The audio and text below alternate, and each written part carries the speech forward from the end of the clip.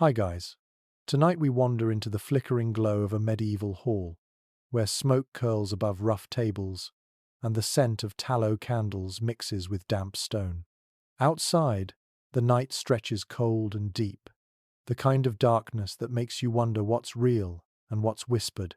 Somewhere between the creak of wooden beams and the hush of wind, a figure in a long cloak moves quietly, his face half hidden by the hood.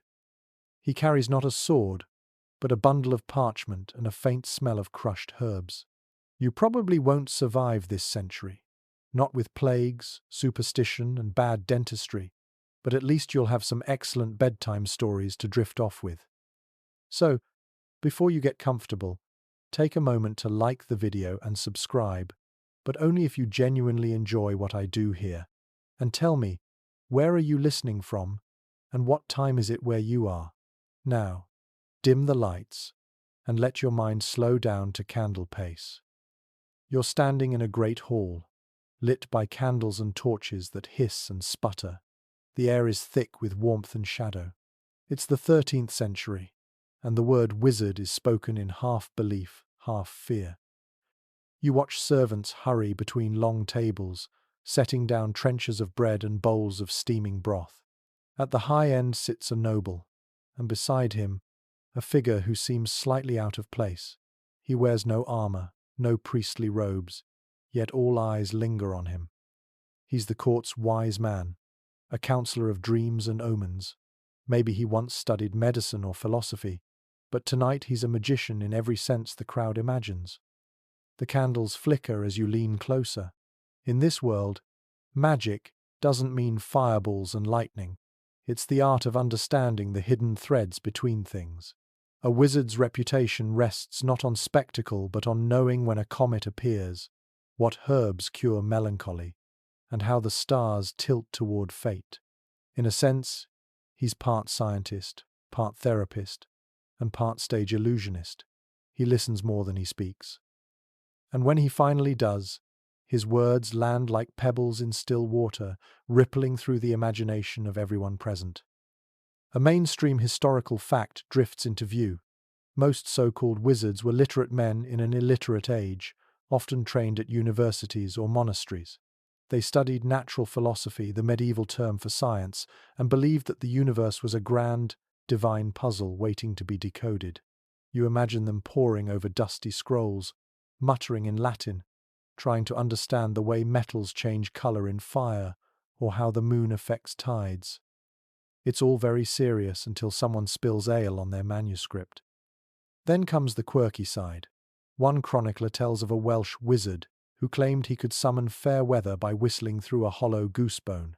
Another wore a ring filled with powdered sapphire, supposedly to keep demons away. Such trinkets walk the line between charm and placebo, but in a world where storms destroyed crops and disease had no cure, people clung to anything that promised control. You glance again at the cloaked figure by the noble's side. His eyes flicker toward the firelight, then back to his parchment. Is he truly reading omens or simply reading faces?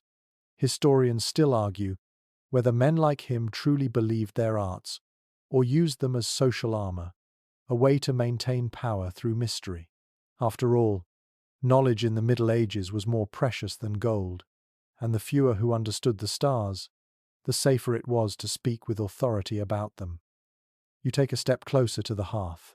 Sparks drift upward like tiny planets. The wizard leans forward, whispering about a comet seen last month. The noble listens, fingers tight around his wine cup. To the Lord, the heavens are a ledger of divine messages. To the wizard, they are patterns he can almost explain. Somewhere between them lies faith and fear. You can smell the wax softening, the bread toasting at the fire's edge. A hound sighs near your feet. The wizard's voice flows like a low river, steady and soothing. He speaks of metals that grow in the earth as if alive, of spirits trapped in stones, of numbers that hum with divine proportion. Each sentence floats between reason and riddle.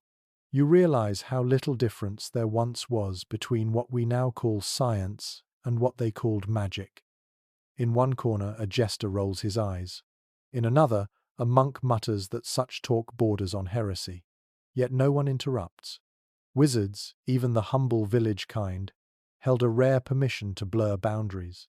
They were tolerated as long as they remained useful predicting weather, mixing salves, or interpreting dreams before battles.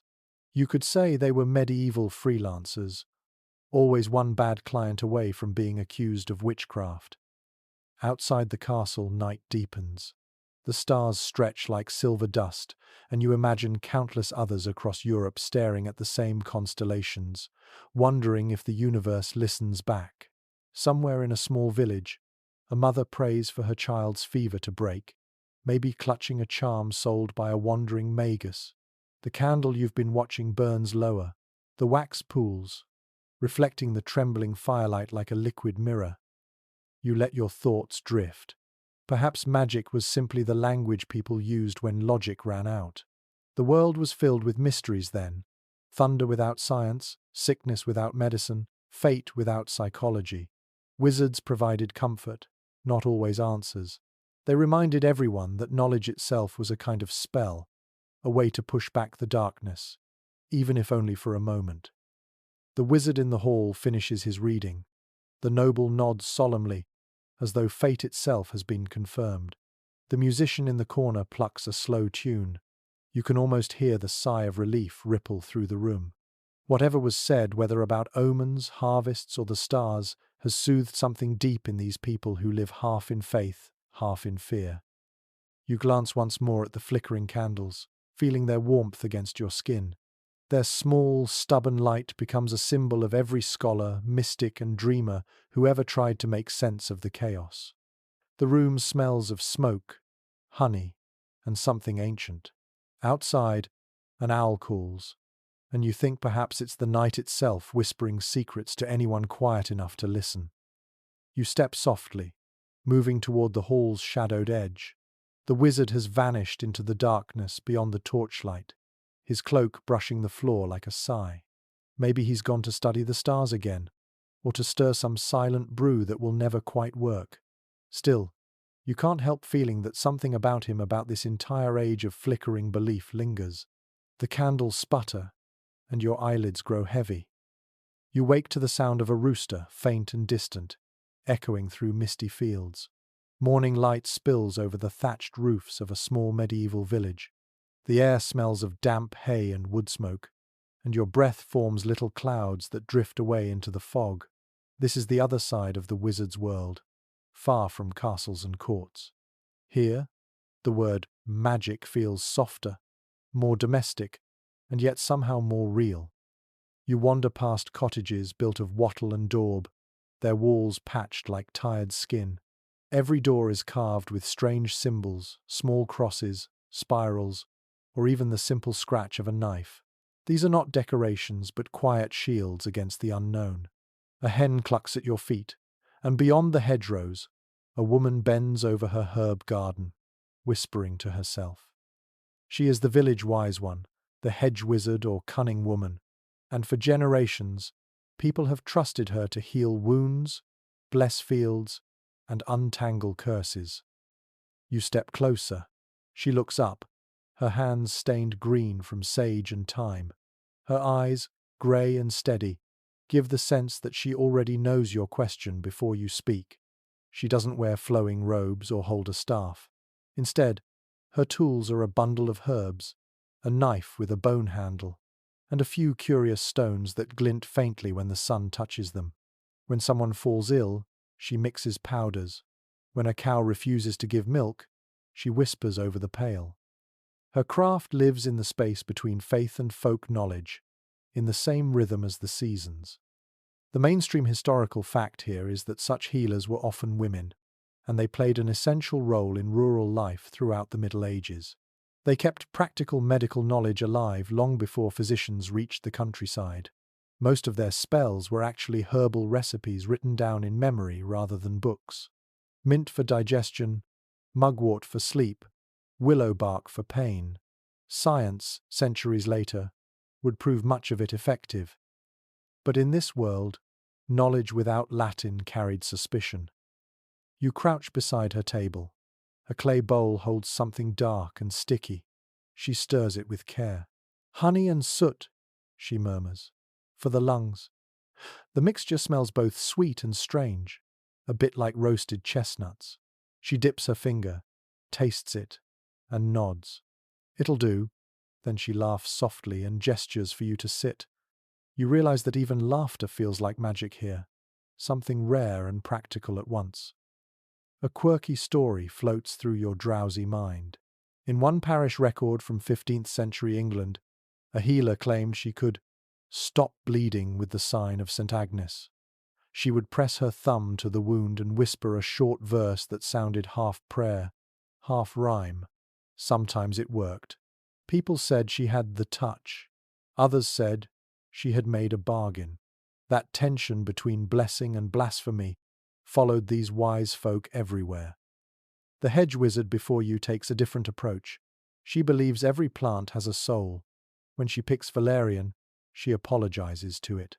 When she burns rosemary, she says it drives out bad spirits but also cleans the air. Her logic makes sense in a poetic way. She lives by patterns, moon cycles, tides, growth, decay. Historians still argue whether such practices were rooted in ancient paganism or simply an older form of rural science. The truth likely weaves between both, tangled like the roots of her herbs. She motions for you to help. You grind a handful of dried nettles in a wooden mortar, the texture rough and fragrant. She adds a drop of oil, a pinch of salt, and a whisper that sounds like gratitude. "It's not the words," she says quietly. "It's the will." You notice that she keeps a small charm around her neck, a tiny pouch tied with red thread. Inside might be salt, breadcrumbs, or a scrap of parchment. Whatever it holds, it feels heavier than its size, as though it carries not superstition but memory. Outside, a farmer arrives with worry in his eyes. His daughter, he says, has been feverish for days. The healer nods, listening, and gathers what she needs: a bottle of vinegar, a handful of elderflowers, a feather from a goose. She asks the farmer to bring fresh water from the stream. When he leaves, she turns to you. "If you speak gently," she says, "the sick can hear something beyond pain." You wonder if she means prayer, or maybe something simpler, kindness disguised as ritual. You follow her through the village.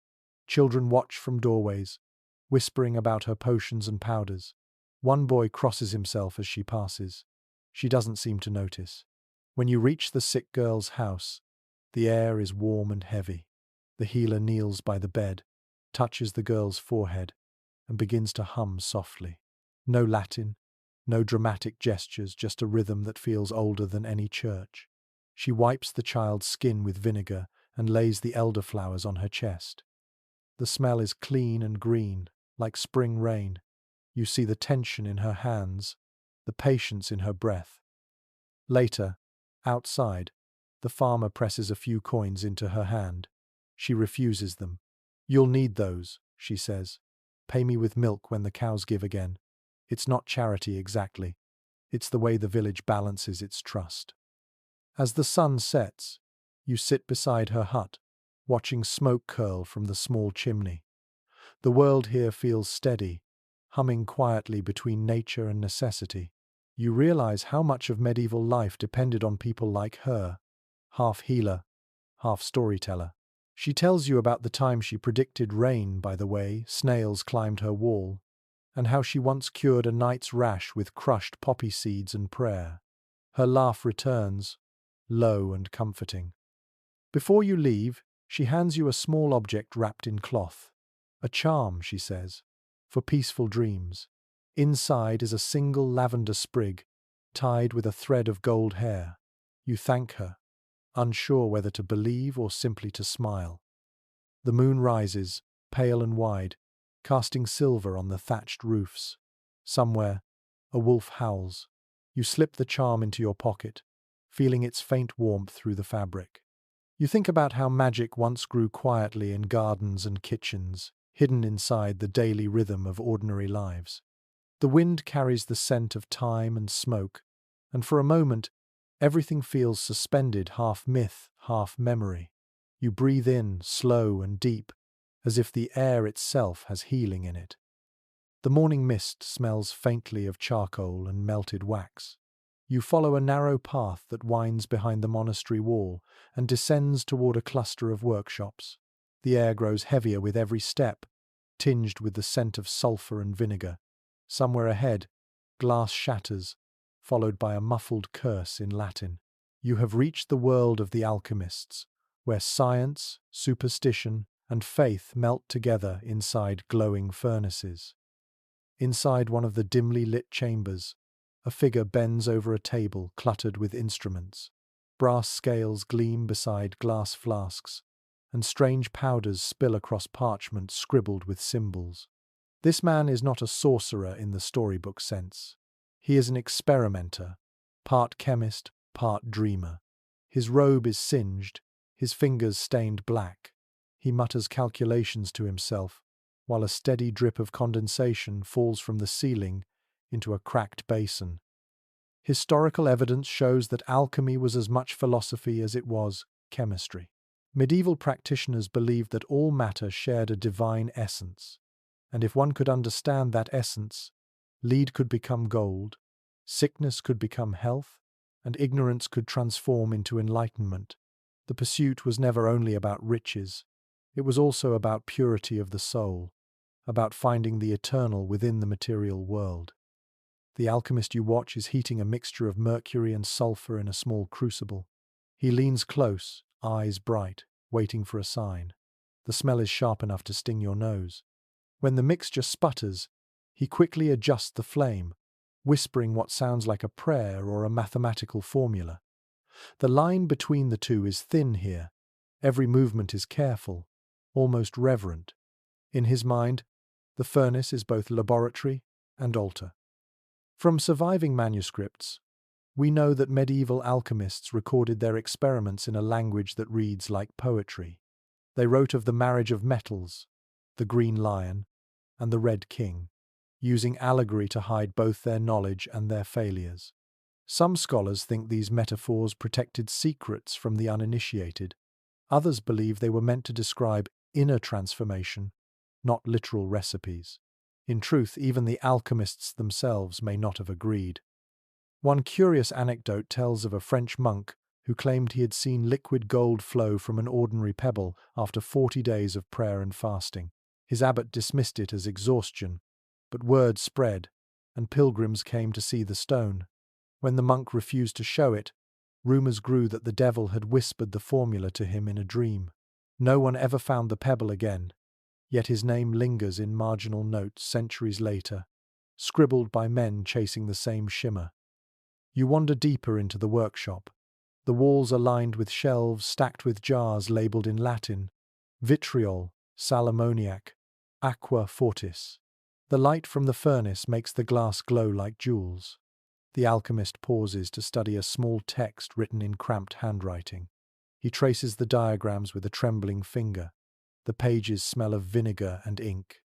You realize that every discovery here comes at the price of patience, accidents, and sometimes poisoned lungs.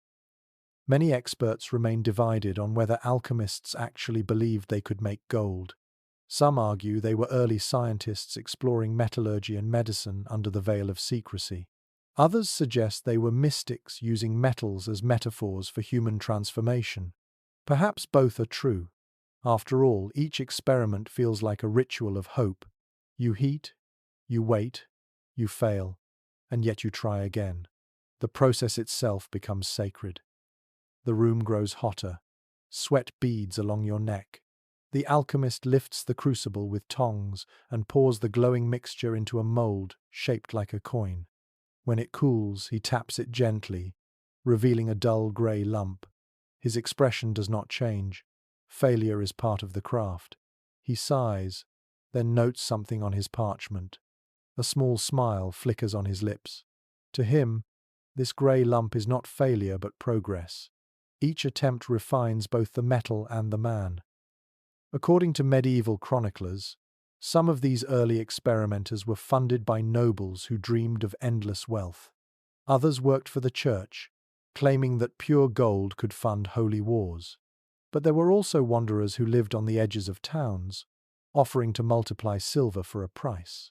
They carried boxes of powders and strange promises, always moving before suspicion caught up. Some called them frauds, others called them visionaries. Both descriptions fit depending on the day. An odd story from Spain describes a young apprentice who accidentally discovered gunpowder while trying to imitate his master's alchemical process. He thought it was the philosopher's stone exploding in protest. When his eyebrows grew back, he swore never to touch sulfur again. Yet his mistake would change the course of warfare forever. You smile at the thought that a search for immortality could lead to such destructive invention.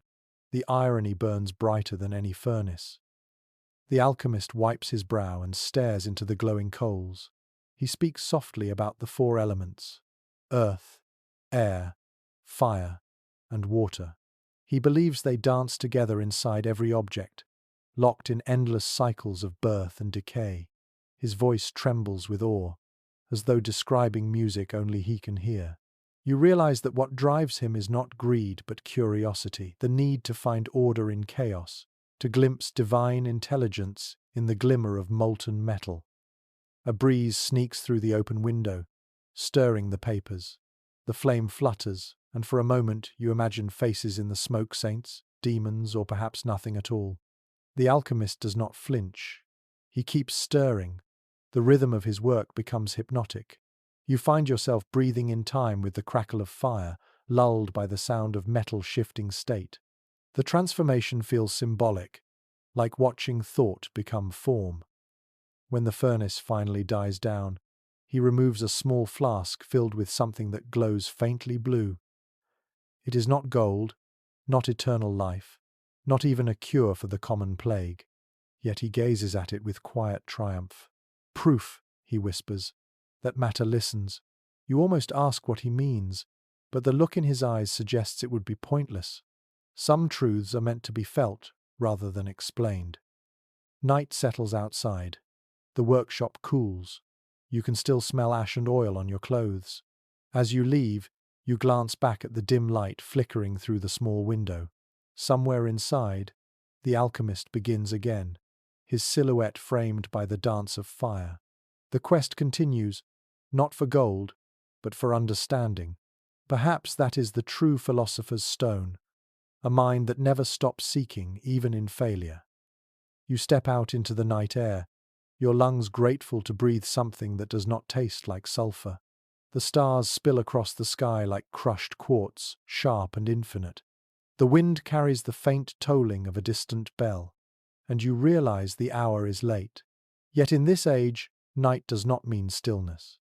It means the sky is awake, and those who study it are only now beginning their work. You find yourself climbing a low hill where a lone wooden tower stands. At its top, a figure adjusts a brass instrument aimed toward the heavens. You hear the creak of gears and the soft scratching of quill against parchment. This is the astrologer, cousin to the alchemist, part scientist and part prophet. His job is to interpret the will of the cosmos for kings, priests, and peasants alike. From old university records we learn that astrology held enormous authority in medieval Europe. It was taught beside arithmetic and geometry, and no physician could properly diagnose without first consulting the patient's birth chart.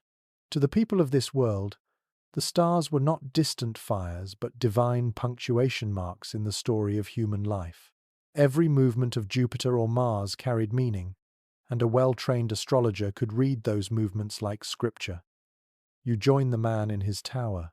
He looks up only briefly, nods, and returns to his work. His table is littered with charts, each one a maze of circles and tiny letters. Wax drips onto the edges, fixing the paper in place. A candle flickers beside a globe painted in faded blues and browns. His hands are steady, his eyes slightly glazed with fatigue. The sky, he murmurs, is patient. We are not. He points toward the constellation Orion, then to Venus rising like a slow ember. The soft glow outlines his face, half shadow, half reverence. If Venus is bright, he says, the crops will favor women this year. If Mars burns red, the kings will quarrel. It sounds superstitious at first, but you soon realize his predictions are carefully reasoned. They rest on centuries of observation, patterns recorded by scholars who passed their notes from one generation to the next. According to surviving star tables from the period, medieval astronomers often relied on Arabic and Persian manuscripts. These texts introduced mathematical precision into Europe's understanding of the heavens. The astrologer before you likely learned his craft from translations of scholars like al-Khwarizmi or al-Battani. His Latin notes are filled with Arabic numerals, proof of a knowledge that traveled continents before reaching this wooden tower. One curious story tells of a royal astrologer who predicted a nobleman's death during an eclipse. Terrified, the nobleman locked himself in his chamber with guards at every door. But as the moon darkened, a servant carrying wine stumbled, broke a glass, and cut the noble's throat by accident. Some said fate had found a loophole. Others said the astrologer merely guessed well. Even now, no one agrees if that tale is truth, or a parable meant to humble arrogance. You glance at the charts. Each line represents both science and faith. The astrologer marks the positions of planets with careful dots of ink, his handwriting looping like vines. His calculations depend on geometry, yet his conclusions drift into poetry. Mars in Capricorn, he mutters, means endurance through conflict. The mix of logic and mystery feels oddly soothing, as if numbers could calm chaos itself. There is still disagreement among modern historians about how seriously these predictions were taken. Some evidence suggests that rulers made decisions only after consulting their astrologers. Others think the readings were symbolic, more about reassurance than control. Perhaps the truth lies somewhere between belief and comfort, the same place where people have always turned their fears into stories that make sense. A breeze stirs through the open window. The candle trembles, throwing shadows that move like ghosts across the ceiling. The astrologer sighs. The stars do not lie, he says quietly, but we often misread their handwriting. You can tell he has spent years wrestling with uncertainty. His shoulders are hunched, his fingers ink, stained. Yet there is gentleness in him too, as if doubt itself has become his teacher. He invites you to peer through his astrolabe, a polished ring of brass etched with symbols. You tilt it toward the moon, aligning its edge with the pale disk. The metal feels cool against your skin. Through its circle, the moon looks enormous, bright enough to sting your eyes. The astrologer explains how to calculate its angle, how to track its motion through the zodiac. His voice is calm, rhythmic, almost hypnotic. You begin to understand why people found comfort in such exactness. When everything else was uncertain, war, harvest, plague, the stars at least kept their appointments. An unexpected memory from a monastery chronicle comes to mind. A monk once scolded an apprentice for staying up to gaze idly at the moon. The apprentice replied that he was learning to measure God's clock. Instead of punishment, the monk gave him parchment and told him to record what he saw. That apprentice would later produce one of the earliest accurate lunar calendars in Europe. You smile at how rebellion sometimes becomes progress. The astrologer sits back, rubbing his tired eyes. He opens a small wooden box and takes out a silver pendant shaped like a 7-pointed star. 7 planets, 7 virtues, he says. Balance keeps madness away. The pendant glints in the candlelight, and you feel its weight in your imagination. To him, the world is not divided between science and belief. It is all one vast symphony, and he is trying to read the notes. Outside, clouds drift across the sky. The stars blink in and out like slow heartbeats. You sense that centuries later, astronomers will still look up from observatories and feel the same mixture of awe and humility. The astrologer yawns, closes his ledger, and leans back against the wooden wall. His candle gutters out, leaving only the cold light of the moon through the open window. You sit in silence for a long time, the tower creaking beneath you. The universe above looks both infinite and intimate. You imagine how many hopes and fears have been written into those constellations. Perhaps every age projects its own dreams onto the sky.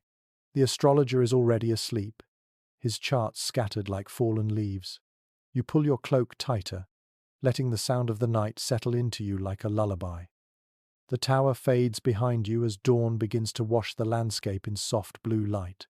The road ahead winds through fields dotted with frost and ends at the gates of an ancient abbey. Its stone walls rise pale and silent, streaked with moss.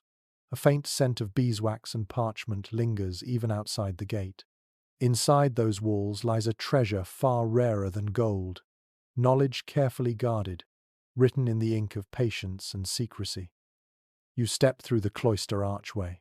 Monks move like shadows beneath the colonnade, their sandals whispering against cold stone. The sound is rhythmic, steady, almost hypnotic. One of them gestures for silence as he passes. Beyond him, a small doorway leads to the scriptorium, the room where manuscripts are copied by hand. It smells of ink, vellum, and the faint smoke of oil lamps. You hear the soft rasp of quills and the slow turning of pages. Here, in this dim light, the past and future are being written at the same time. From surviving inventories, we know that many medieval libraries hid more than just religious works. Among the psalters and sermons were texts filled with alchemical recipes, astrological charts, and coded references to the natural world. The Church did not always forbid such studies, but it demanded they be cloaked in devotion. A monk who wrote about planetary influences would often disguise it as a commentary on divine order. Even curiosity required a halo. At one table, an elderly monk bends over a thick manuscript. The gold leaf on his page catches the lamplight, dazzling for an instant before fading again. You watch as he dips his quill into ink, made from crushed oak galls and iron salts. The motion is slow and deliberate. Each letter seems to breathe. He is copying a book that has passed through many hands, and you can almost feel the weight of its lineage pressing down on the parchment. According to marginal notes found in such books, monks often left secret messages between the lines. A tiny sketch of a dragon might mark a paragraph about dangerous experiments. A small cluster of stars could hint at forbidden cosmology. One curious note found in a 12th century text reads, "Be silent, O reader, for not all light is holy." You wonder what the monk who wrote it feared, or what he had seen that others were not meant to. An unusual detail about these libraries is that they sometimes included chained books. Heavy iron links kept them bound to the desks, protecting them from theft. Knowledge, it seems, was precious enough to imprison. Yet those same chains also symbolized control. Only a few were allowed to read, fewer still to question, and almost none to write freely. You trace a finger along one of the metal links and feel the cold reminder that wisdom and restriction often grew side by side. There is ongoing debate among scholars about how aware these monks were of the magical undertones in the texts they preserved.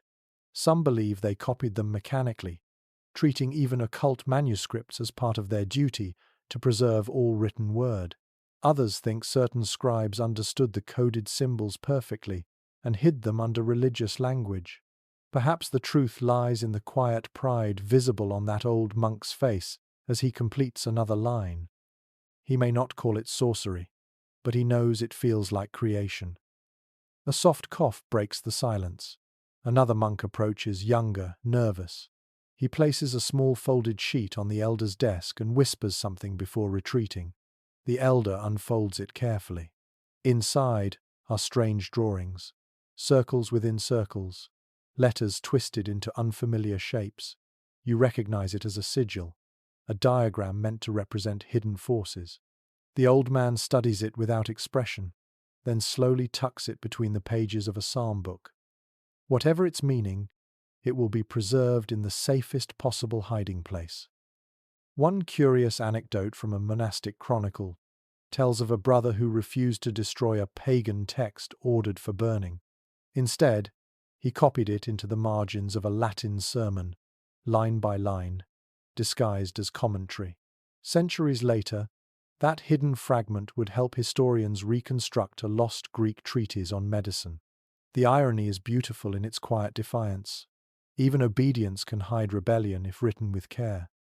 You move through the scriptorium, watching as the light shifts across the desks. The monks' faces glow with concentration. Occasionally one looks up to stretch his fingers or mouth a silent prayer. The rhythm of quills scratching becomes almost like rain. You can sense the deep peace of their work, even if it is tinged with secrecy. Each stroke of ink feels like a heartbeat in a long, patient body of knowledge. In the corner, a small shelf holds unfinished manuscripts. You recognize some as Bibles, others as bestiaries filled with impossible creatures. One shows a lion with a human face, another a serpent biting its own tail. These images are not meant to deceive. They are attempts to explain mysteries through pictures. Medieval imagination did not separate the spiritual from the natural. The visible world was only a mirror of the invisible one. A fascinating record from the 14th century describes a monk in Florence who illustrated comets as angels with burning swords. To him, the universe was alive, its symbols overlapping. If he had seen a telescope, he might have called it a relic rather than a tool. You realize how different yet familiar their curiosity was. They sought patterns, connections, meaning the same things we still chase, though we now use different words. The elder monk finishes his page. He sprinkles fine sand over the wet ink to dry it, then lifts the parchment with trembling hands. His eyes gleam with pride. "A good line," he whispers to no one. You lean closer and see that the text reads, "God hides his wisdom in every grain of dust." The words are simple, but carry the quiet conviction that even the smallest act of writing can be sacred. Outside the window, the first sunlight slants through the arches, illuminating the tiny motes of dust floating in the air. They shimmer like stars in miniature. You understand why the monks saw holiness in their work. To copy a book was to keep the universe from forgetting itself. Even the secrets, even the strange diagrams tucked between psalms, were part of that fragile memory. You step back into the cloister. The bells begin to ring for prayer, echoing through the stone halls. The monks rise from their desks and file out slowly, their robes brushing the floor in perfect rhythm. You feel a hush settle behind them, as if the building itself exhales. The scent of ink and candle smoke lingers on your hands. Somewhere deep inside those walls, the hidden knowledge sleeps, waiting for another set of eyes to wake it centuries later. You linger in the cloister garden after the monks file out for their prayers. The air smells of rosemary and damp stone, and a thin drizzle has begun to fall. You can hear the rain tapping gently against the stained glass windows, soft as the ticking of an ancient clock. The abbey feels alive, humming with the energy of thoughts too dangerous to speak aloud. You imagine the walls holding centuries of whispered ideas, their secrets sealed beneath layers of devotion. You follow a narrow passage that leads toward a darker wing of the abbey. The floor beneath your feet is uneven, polished by countless sandals. The corridor opens into a small chamber filled with shelves of scrolls and manuscripts. This is the forbidden section, though no sign marks it as such. A single candle burns on the table, and beside it sits a monk with ink-stained fingers and eyes too bright for someone who has taken vows of silence. He gestures for you to sit. The air smells faintly of myrrh and dust. On the table before him lies a manuscript covered with geometric symbols and strange diagrams of circles interlaced with Latin words. He points to one and whispers, "These are not spells, they are reflections." His voice is low, careful, as if the walls might be listening. You understand that he is speaking of more than faith. He is speaking of knowledge that hides behind language. Historical documents from several abbeys suggest that many monks quietly pursued natural philosophy under the veil of piety. Astronomy, medicine, and alchemy were sometimes disguised as religious meditation. When questioned, they would claim they were contemplating the perfection of divine creation. Their curiosity was a kind of prayer, their experiments acts of devotion. The line between science and worship barely existed at all. The monk beside you opens another parchment. It is filled with drawings of herbs and small notes written in a mixture of Latin and an older tongue. "The shape of a leaf," he says softly, "mirrors the design of the heavens. His eyes shine as he traces the veins with his finger. You sense that he believes this completely. To him, every pattern in nature is a message, a correspondence between the earthly and the divine. A peculiar story preserved in a 13th century chronicle describes how one abbot secretly funded monks to copy Arabic texts on mathematics and medicine. These manuscripts traveled disguised inside covers of hymnals so that the guards of the Inquisition would not notice. Centuries later, the abbey's garden was still known for its miraculous remedies. Few remembered that those cures had begun as translations of Islamic science. The monk pours you a cup of thin wine and smiles. All truth, he says, belongs to God, even when it hides in forbidden words. His tone carries no rebellion, only calm certainty. You begin to see how fragile and daring their curiosity was. Every experiment, every scribbled note on planetary motion, could be misread as sin. And yet they continued, driven by the quiet conviction that understanding creation was the purest form of worship. Some historians suggest that without these monastic scholars, much of the ancient world's knowledge would have vanished. They copied texts by Plato, Galen, and Ptolemy, often without fully grasping their meaning. But even imperfect copying was preservation. What they did not understand, they protected for someone else to rediscover later. You think of them as human bridges, stretched across centuries, fragile but enduring. A striking little detail from one abbey's archive mentions that some monks used coded color systems in their illuminated letters. Blue ink might mark theological commentary, while gold signaled material that strayed close to natural philosophy. It was their quiet way of cataloguing danger. The book before you seems to shimmer faintly with that same secret code. Its golden letters pulse softly in the candlelight, like tiny hearts. The monk suddenly closes the book and looks at you with a mixture of amusement and caution. Knowledge, he murmurs, can bless or burn. He glances toward the door as footsteps echo faintly in the corridor. His hand trembles slightly as he hides the manuscript under his sleeve. The visitor who enters a moment later wears a cross carved from ivory. He nods curtly, asks a few questions in Latin, then leaves. The monk exhales slowly and smiles at you again. You see, he whispers, even faith must wear masks. You sit together in silence. The candle's flame bends as if breathing. The walls seem to hum with the memory of those who have read and written in secrecy. The monk dips his quill once more and begins to copy a passage in deliberate strokes. Each letter feels like a heartbeat. The rain continues outside, a steady rhythm that mingles with the scratch of the quill. An old proverb from a Benedictine manuscript comes to your mind. Ink is the shadow of light. You finally understand what it means. To record something is to trap a bit of illumination before it disappears. The monks in this hidden room are doing exactly that, catching light in words that others might never see. You watch as he finishes the last line of his page, then carefully presses it flat with a wooden ruler. The ink glistens briefly before dulling. He looks satisfied, not triumphant, just quietly fulfilled. To write, he says, is to remember what the soul already knows. His words settle into you like warmth spreading through the cold air. When you leave the chamber, the corridor feels longer than before. The chanting of the other monks echoes faintly from the chapel. You pass a window and notice the rain has stopped, leaving the garden glistening under pale sunlight. The herbs shimmer as though blessed. Somewhere behind you, the monk's candle flickers out, and the scent of ink lingers in the air like the ghost of thought itself. As you step into the courtyard, you realize that much of what survives from this world endures not because it was celebrated, but because it was hidden. Knowledge, like fire, needed both shelter and courage to stay alive. You walk on, your footsteps soft against the stones, carrying that quiet defiance with you as the bells toll again in the distance. The bells fade behind you as you follow a dirt path leading away from the abbey.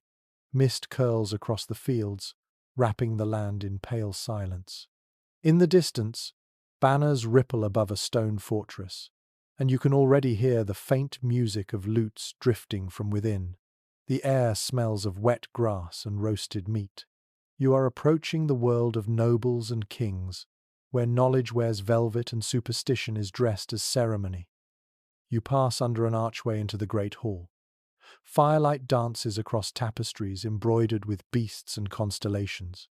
The chatter of courtiers fills the air, but their laughter dies as a man enters, wearing a robe of deep blue and holding a staff carved from ash wood. The crowd parts for him. He is not a knight, nor a priest, but something in between. His eyes glint with intelligence and quiet confidence.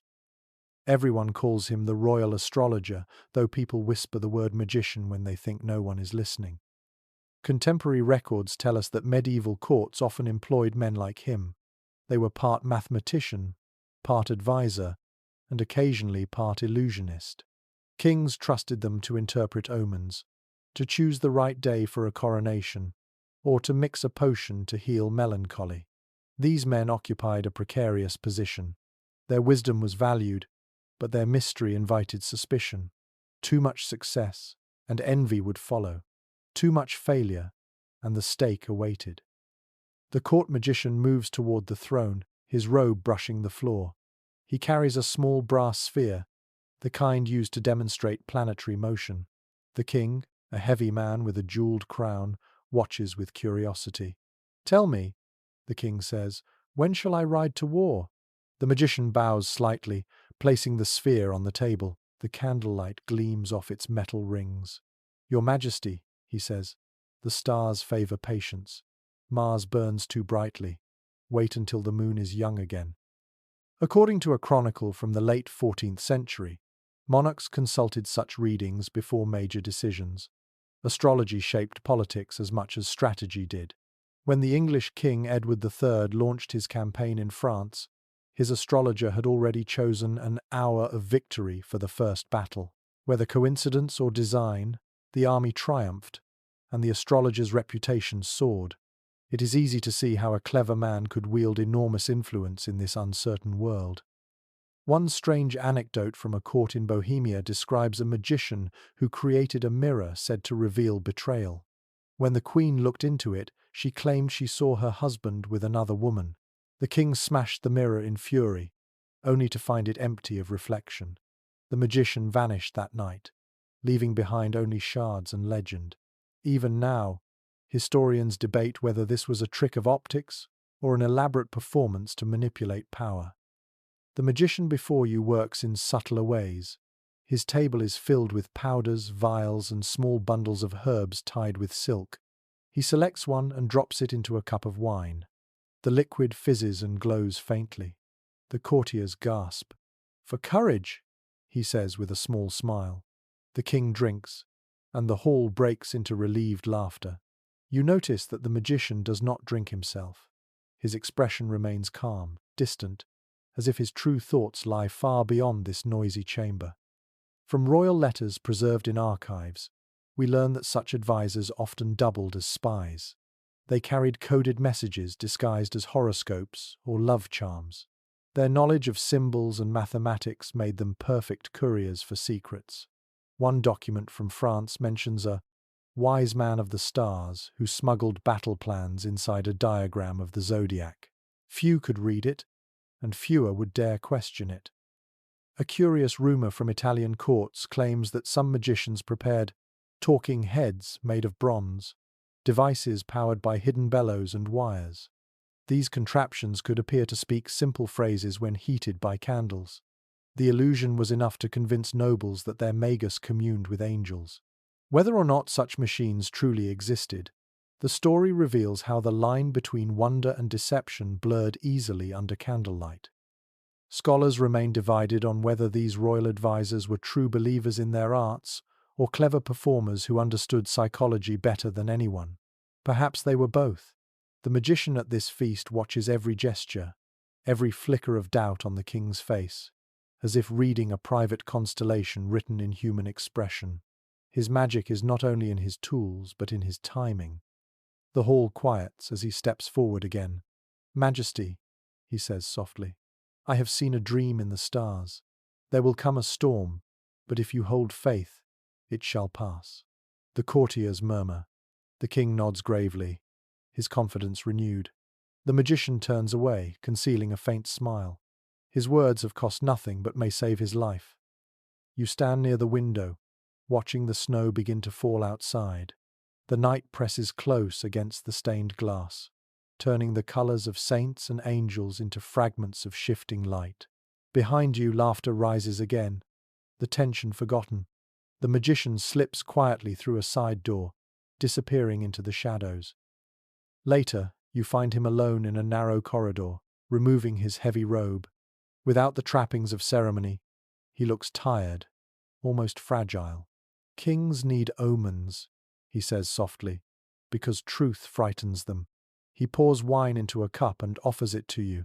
Do you believe the stars decide? He asks. You hesitate. His eyes meet yours, calm and knowing. Neither do I, he says, smiling faintly, but they listen. Outside, the snow thickens, blanketing the courtyard in silence. The candles in the hall gutter and fade. You imagine him returning to his chamber, opening his secret notebooks filled with equations, dreams, and perhaps a few lies that have become truths with time. His kind will vanish one day, replaced by scientists and bureaucrats. Yet the spark he carries, the hunger to make meaning from mystery, will survive. As you walk away from the castle, the night feels softer, almost kind. The snow glows faintly under the moon.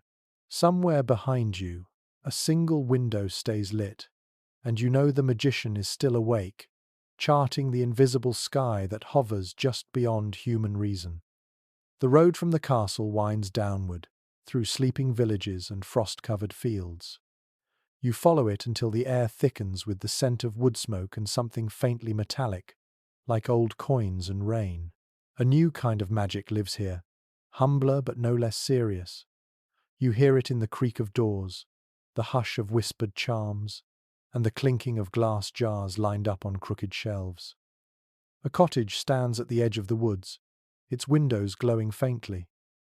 Inside, bottles of coloured liquid catch the firelight like jewels. The shelves are crowded with feathers, bones, herbs, and curious tokens. A woman stirs a pot over the hearth, muttering softly to herself. Her cat curls at her feet, tail flicking lazily. This is the world of folk magic, of charms and witch bottles and protection spells that smell of smoke and vinegar. Parish records from the 16th century reveal that almost every village had someone who understood these rituals. They were not grand sorcerers, but everyday guardians of small miracles. Their charms promised safety from storms, luck in childbirth, or protection against illness. The church frowned but tolerated them as long as they stayed useful and quiet. The people, however, trusted them far more than they trusted distant priests. The woman lifts the lid of a small clay jar. Inside floats a strange mixture of pins, nails, and hair sealed in thick liquid. For turning back envy, she says softly. You bury it by the doorstep, mouth toward the sunrise. Her voice is steady, almost motherly. You realize that every object in this room carries both fear and hope, held together by ritual. One curious detail from an English court record tells of a farmer who found such a bottle buried beneath his barn floor. It contained rusted needles, a scrap of parchment, and what appeared to be a frog bone. The villagers insisted it had trapped a curse meant for his cattle. He reburied it immediately, too afraid to disturb it further. No one dared question its power again. The wise woman moves to a table covered with dried herbs. She begins to crumble rosemary and bay leaves into a bowl. For peace in the home, she explains. She mixes them with salt and whispers a rhyme that sounds more like a lullaby than a spell. The rhythm of her words fills the small cottage, warm and steady. You can almost feel the tension in the air easing, like a tightened string slowly unwinding. Written fragments from medieval household manuals suggest that even nobles kept small collections of such charms. A pouch of salt for purity, a sprig of rue pinned to a baby's cradle, or an amulet shaped like a hand to ward off evil eyes. These items were passed quietly from mother to daughter, more family tradition than heresy. The language of superstition was universal, whispered in kitchens, stables, and fields alike. A remarkable story from Germany tells of a mason who built secret charms into the foundations of cathedrals, tiny bones, bits of iron, and carved runes meant to keep demons from entering holy ground. Centuries later, restorers found these hidden tokens sealed within the stones. It seems even the builders of sacred spaces hedged their bets against unseen forces. The woman in the cottage now holds up a small pouch made of red fabric. "This one keeps nightmares away," she says with a knowing smile. She ties it shut with twine and hangs it above the bed. You see, fear listens. It must be spoken to kindly, or it lingers. You find her words simple yet profound. Perhaps the truest magic is not about control at all, but about making peace with uncertainty. There remains debate among historians about whether such practices were remnants of ancient pagan faiths or simply expressions of human psychology. Some scholars call them early forms of therapy, ways of giving shape to fear. Others insist they were continuations of older spiritual traditions.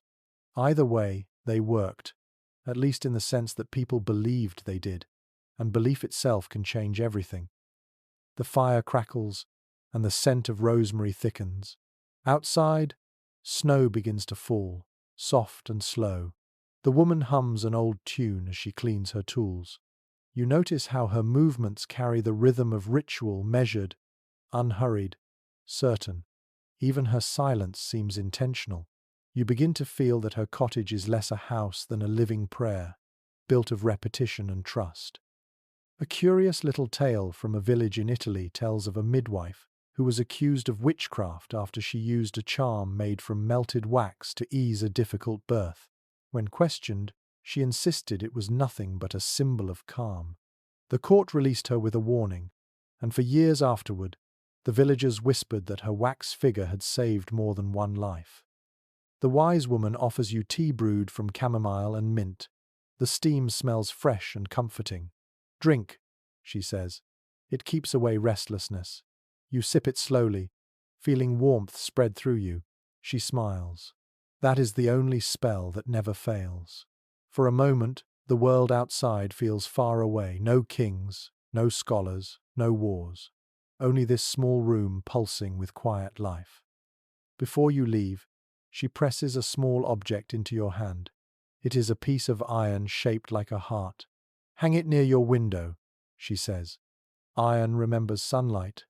The phrase makes no logical sense, yet it feels entirely true. You tuck it safely into your pocket. As you step outside, the snow crunches under your boots.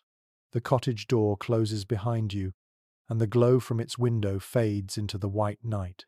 You can still smell herbs clinging to your clothes, sharp and clean. Somewhere in the forest, an owl hoots, and the world feels perfectly balanced between fear and faith. You walk on, warmed by the thought that every age has its own way of talking to the dark. The road leads you to the edge of a bustling town, its rooftops patched with frost, and its narrow streets echoing with the chatter of apprentices and merchants. Bells ring from the spire of a nearby cathedral, mingling with the clang of hammers from distant forges. The scent of ink and parchment hangs in the air. This is a university town, and tonight you find yourself wandering toward the heart of medieval scholarship, where curiosity hums like a barely contained flame. You step through the arched gate of a college courtyard. The cobblestones glisten in the lantern light, slick from earlier rain. Students hurry past in cloaks too thin for the cold, their arms filled with books and scrolls. Laughter, debate, and the creak of old doors blend into a single restless rhythm. Here, ideas are currency, and sleep is a luxury none can afford. Records from Bologna, Paris, and Oxford tell us that medieval universities were both rigorous and chaotic. They were places where theology sat beside astronomy, medicine beside alchemy. Knowledge was treated as a grand puzzle, every discipline a different piece waiting to fit together. Professors lectured in Latin to rooms filled with eager, exhausted students, each scribbling notes on scraps of parchment by candlelight. You follow one such student into a narrow building that smells of wax, wool, and damp paper. His name is Peter, though everyone calls him the Owl because he never seems to rest. His chamber is little more than a bed, a chest, and a small table piled with texts. On the top lies a copy of Aristotle's Physics, beside a worn grimoire filled with diagrams of circles and symbols that do not belong to philosophy alone. He smiles at you, eyes bright with sleepless excitement. They say truth hides between subjects, he says, so I read everything. According to correspondence preserved from the period, students often dabbled in what was politely called experimental philosophy. In practice, it meant mixing alchemical tinctures, testing magnetism, and even attempting minor illusions to demonstrate natural laws. The lines between curiosity and heresy were dangerously thin, but youth rarely fears boundaries. Peter lights a candle and shows you a set of glass flasks. I borrowed these from the apothecary, he confides, though his grin suggests theft is more accurate. Inside one flask, colored vapors swirl like living smoke. Sulfur and salt, he says proudly. If I can make them balance, perhaps I can make metal breathe. His words echo the dreams of countless seekers who came before him. One account from a Paris student in the early 14th century tells of a lecture that ended in chaos when a demonstration of distillation exploded, covering everyone in rose oil and soot. The master declared it a divine sign against vanity, but the students wrote songs about it for weeks. You can almost imagine Peter doing the same, half learning, half rebelling, always chasing wonder. A rare letter from a university rector notes that alchemy was tolerated as long as it was framed as the study of God's hidden architecture. Scholars understood that the cosmos was ordered by divine logic, and to uncover that order was to glimpse a fragment of eternity. Yet the same letter warns that unrestrained curiosity leads the soul astray. It is easy to see how learning in this world was both liberation and temptation. Peter pulls a worn piece of parchment from his chest. It is a chart mapping the relationship between planets, metals, and human emotions. Gold corresponds to the sun and courage, silver to the moon and purity, Mercury to intellect. It all connects, he whispers. The heavens, the body, the heart. If I can trace the pattern, I will understand everything.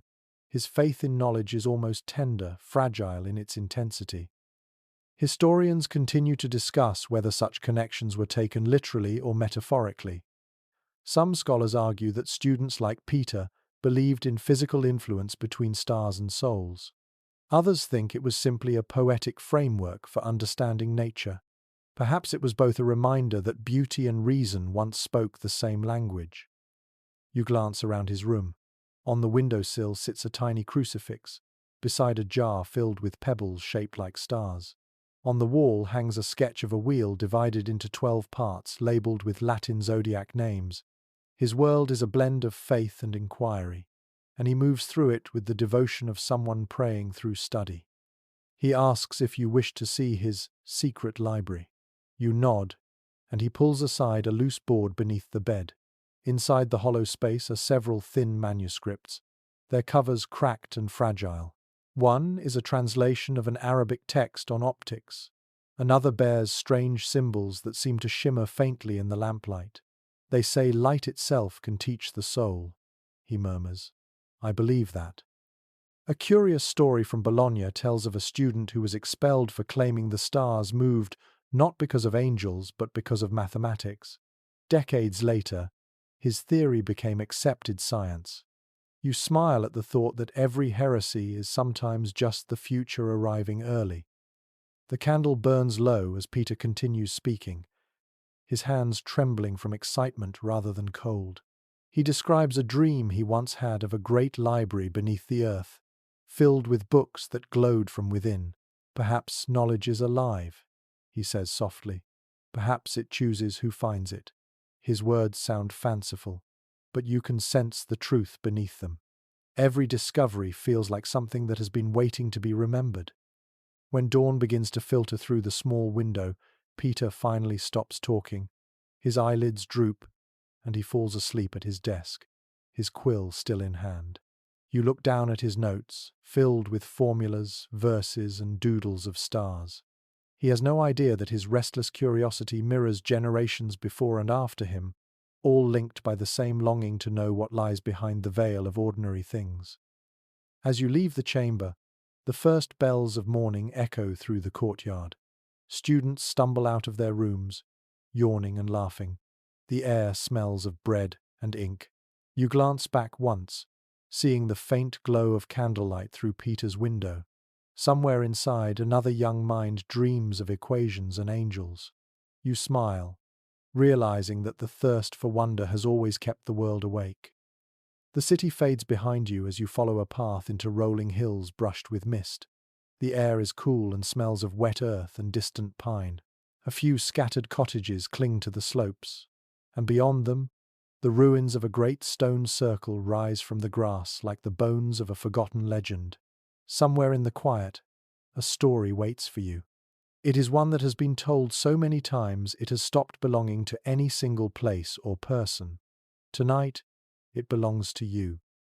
You walk closer, boots sinking into the damp ground. The stones stand tall, their surfaces carved with spirals and faint, weathered marks. In the center of the circle, a single oak tree grows, its branches twisting like fingers toward the sky. The wind sighs through the leaves, and you imagine an old voice whispering. This is where people still speak of Merlin, not the glittering wizard of fairy tales, but the shadowed figure who once walked between myth and memory.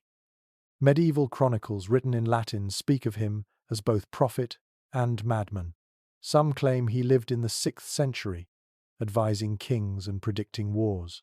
Others place him centuries later, a poet turned hermit who fled the world after seeing too much bloodshed.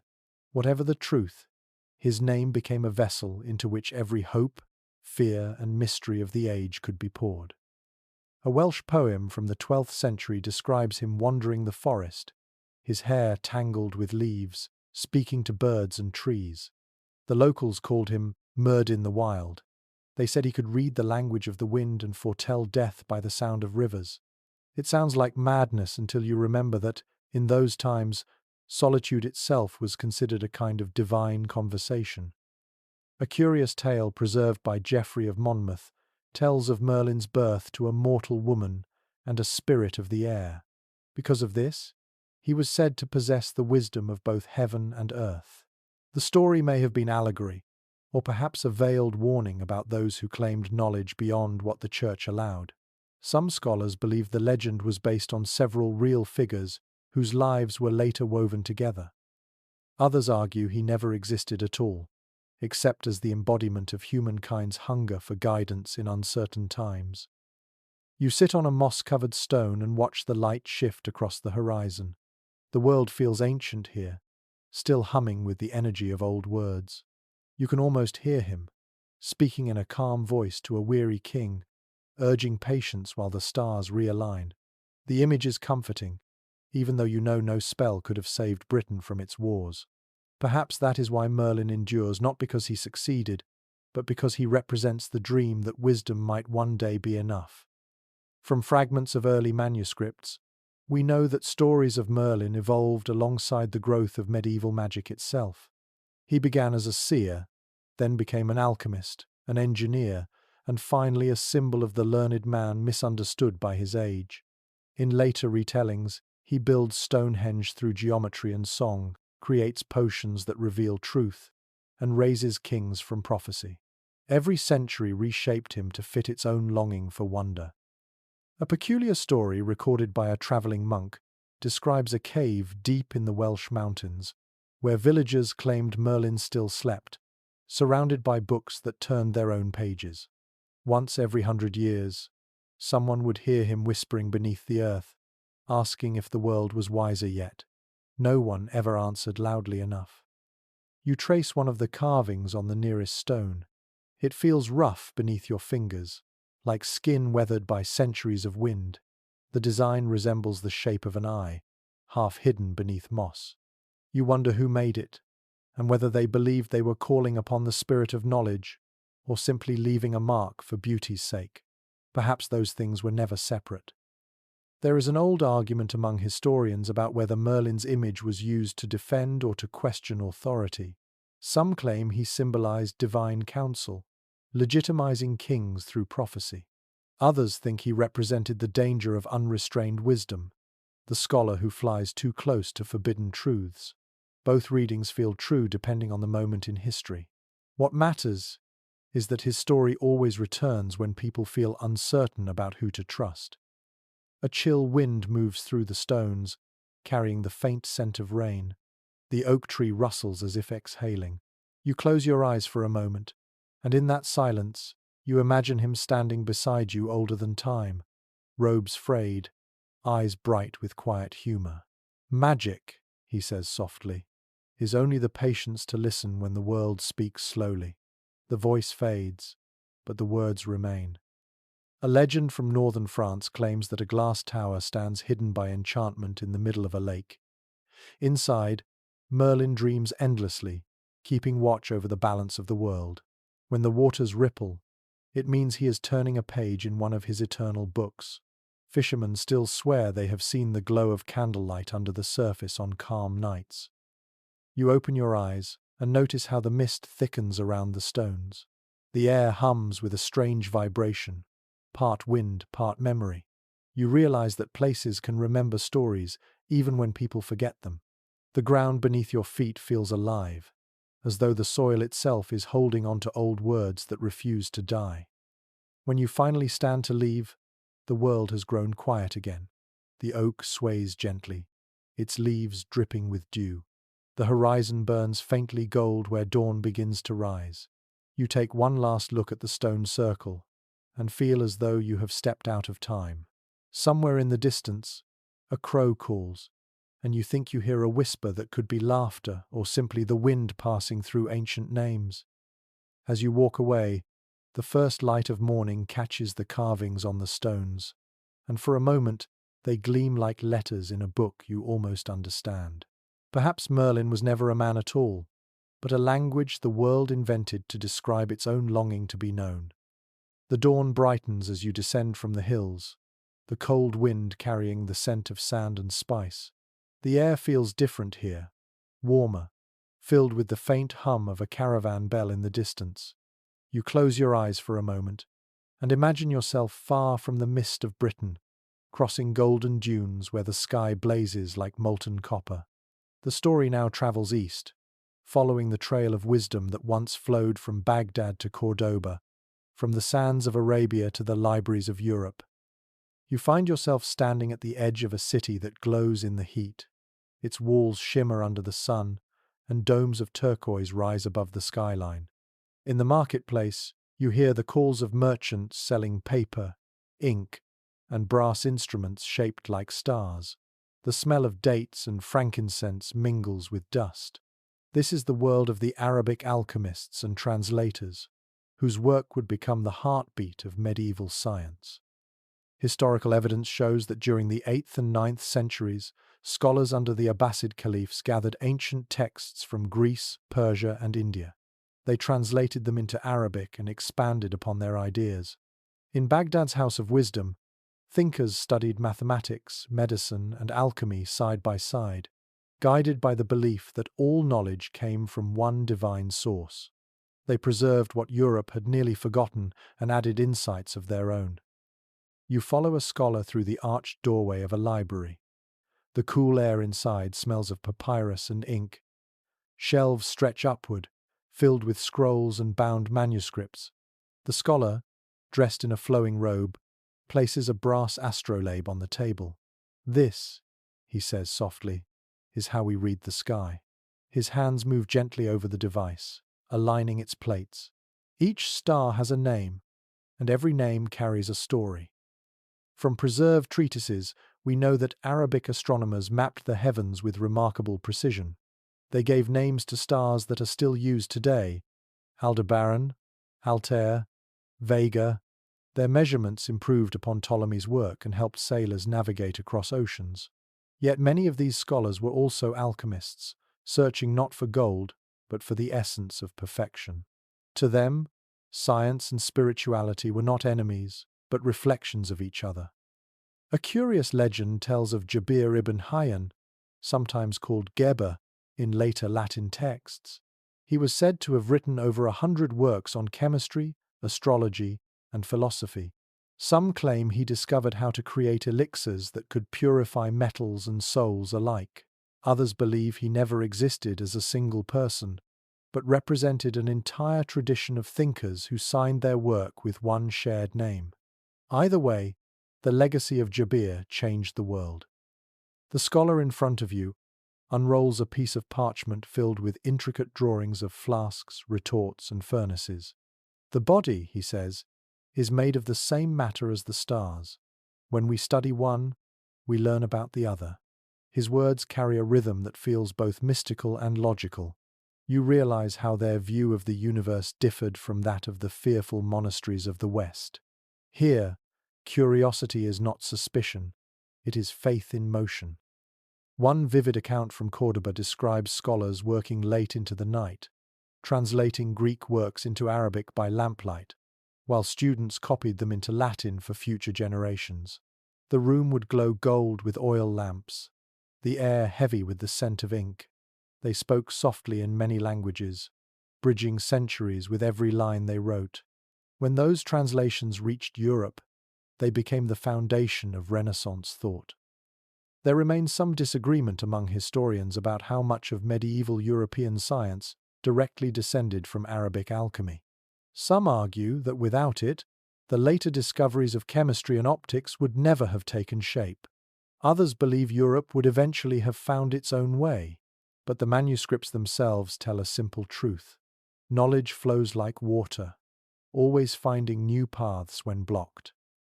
The scholar leads you to a courtyard, where a fountain murmurs beside a grove of fig trees. Around it, students debate quietly, their robes brushing the stone. You catch fragments of words, soul, mercury, motion, perfection. One student draws circles in the dust with a stick, explaining that transformation in metal mirrors transformation in the human heart.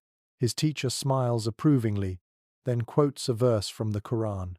He who taught by the pen taught man what he knew not. You feel the reverence in their tone, a devotion to understanding that feels both holy and human.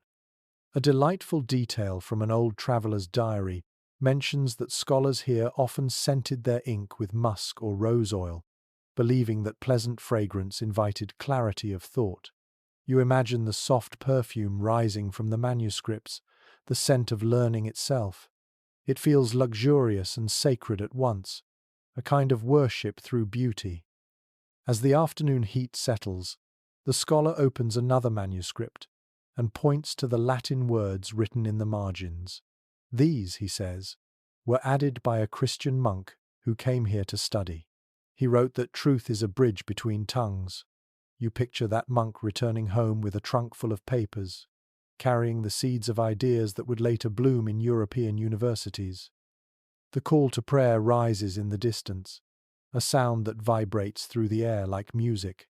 The scholar bows his head for a moment, then looks up and smiles. In the end, he says, we all search for light, some through faith, some through fire, some through ink. You nod, feeling the simplicity of his wisdom settle deep inside you. As evening descends, you step out into the narrow streets again. Lanterns glow amber in doorways, and the scent of bread baking fills the air.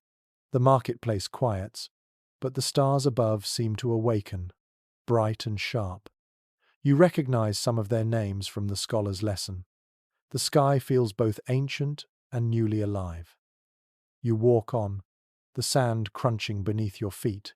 Behind you, the library's windows glimmer faintly, and you imagine rows of manuscripts whispering softly to one another in the dark. Somewhere within those walls, the dream of understanding continues, written in 100 hands, across 100 languages. And as the night deepens, you realize that knowledge, like magic, survives by changing shape. The night stretches wide above you, a dark velvet canopy stitched with silver light. You walk along a winding path that follows the edge of a quiet river. The water reflects the stars so clearly it looks like a sky turned upside down. Somewhere nearby, faint music drifts from a small chapel where monks are singing in Latin. The sound floats across the water, soft as breath.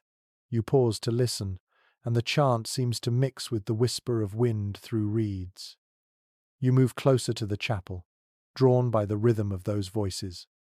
Inside, candles flicker along the stone walls, their flames swaying in gentle time with the music. A group of scholars sits at long wooden benches, not to pray, but to study.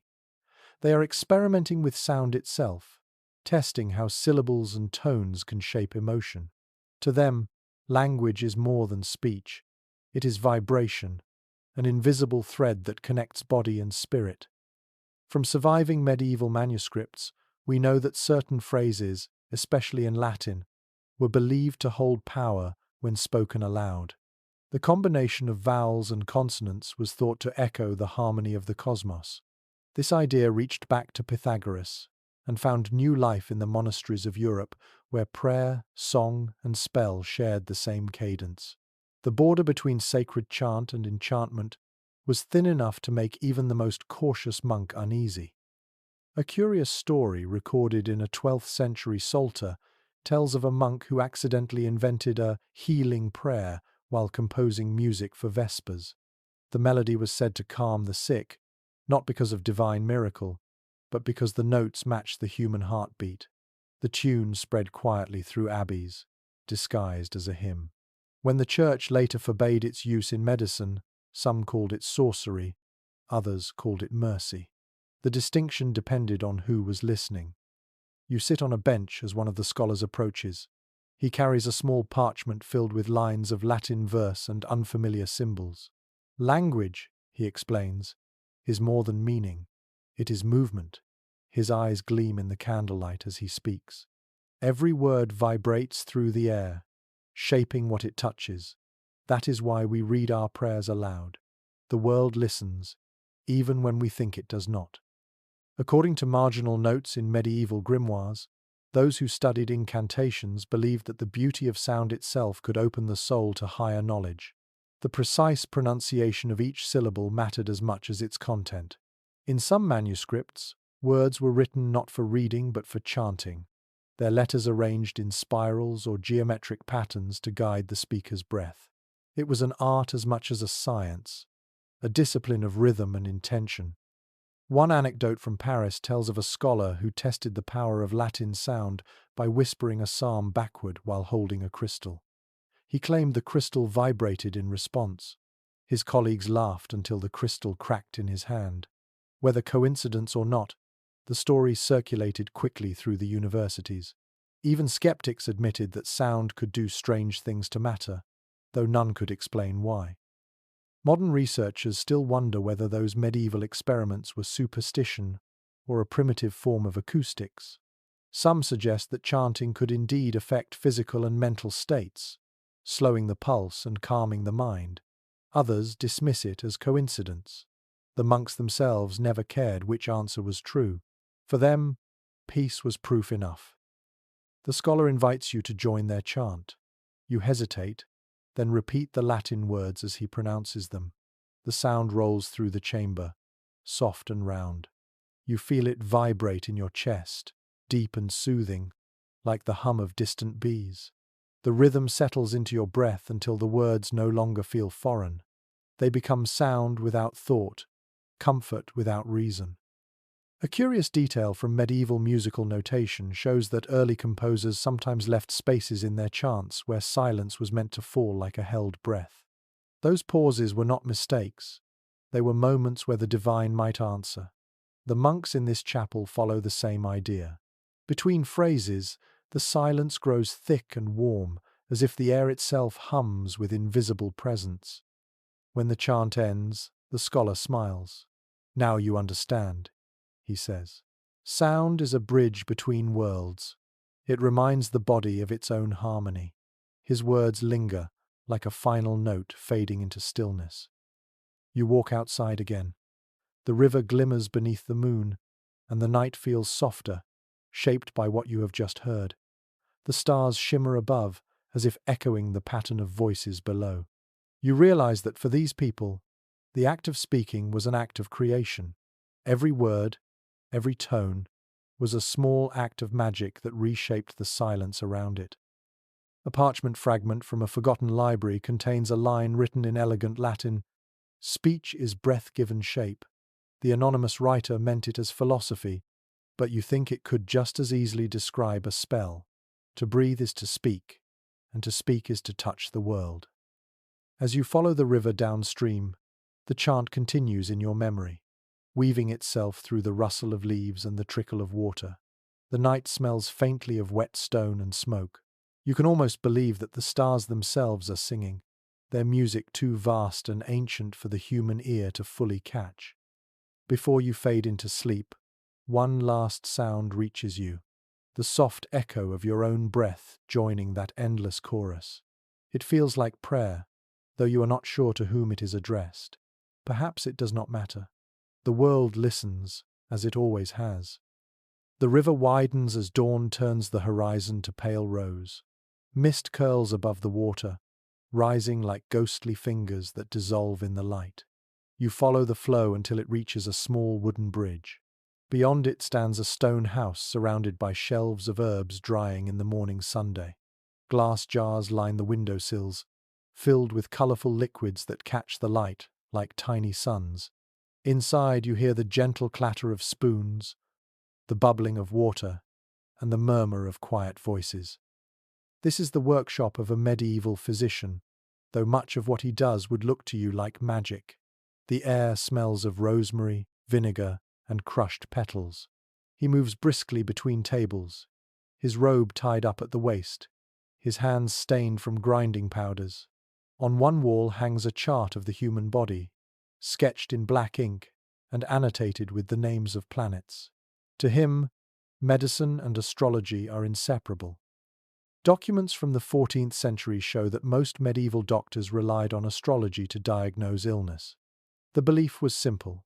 The human body reflected the cosmos, and the stars influenced the balance of its humors: blood, phlegm, yellow bile, and black bile.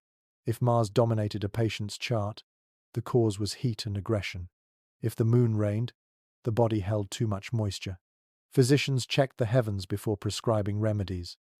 Even the timing of bloodletting depended on the position of the moon. The doctor greets you with a tired smile. "You look healthy," he says. "But tell me, how do you sleep?" His question feels oddly familiar. When you hesitate, he nods knowingly.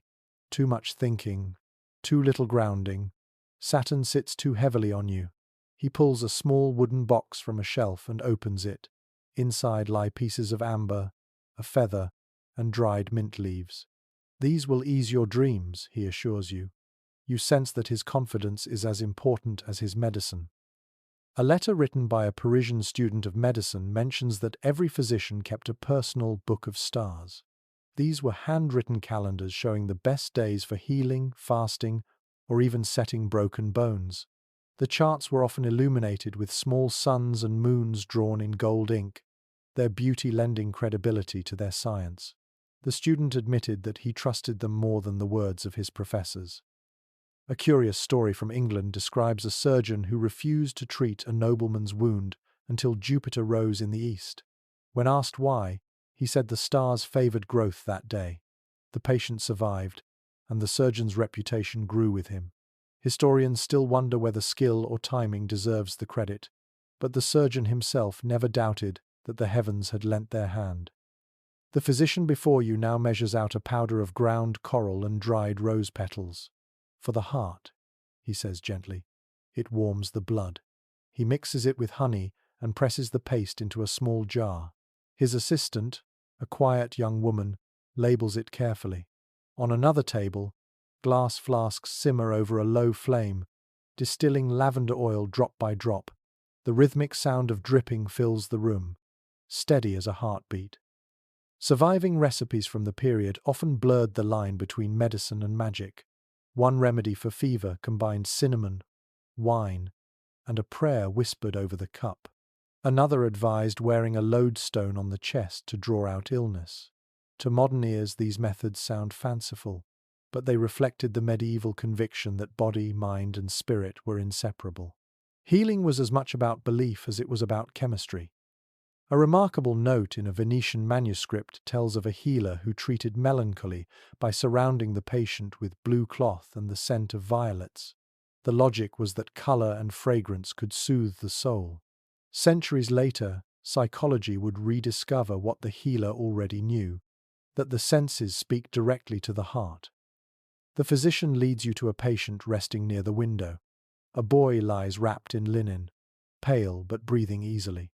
He had a fever, the doctor explains. We cooled him with rose water and placed silver coins under his pillow to draw out the heat. He touches the boy's wrist and smiles. He will live. His tone is matter of fact, but you sense the quiet pride beneath it. There is an ongoing debate among modern historians about how effective medieval medicine truly was. Some call it blind superstition, others a foundation for later science. Perhaps both are right. What is clear is that the physicians of this age believed deeply in harmony, the idea that healing meant restoring balance, whether in the body, the stars, or the soul. That belief alone must have eased countless hearts.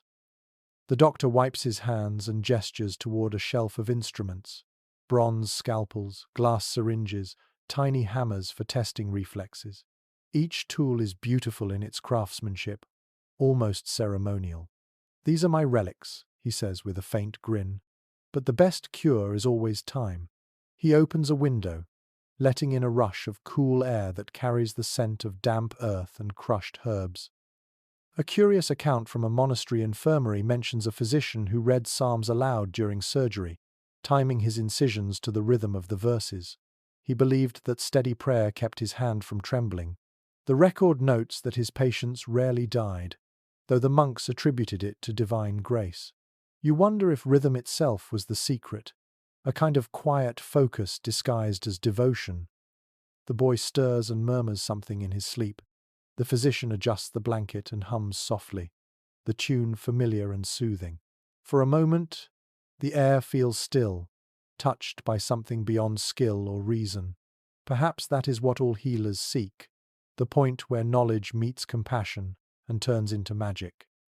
When you leave, the sun is climbing higher, its light spilling across the shelves of bottles.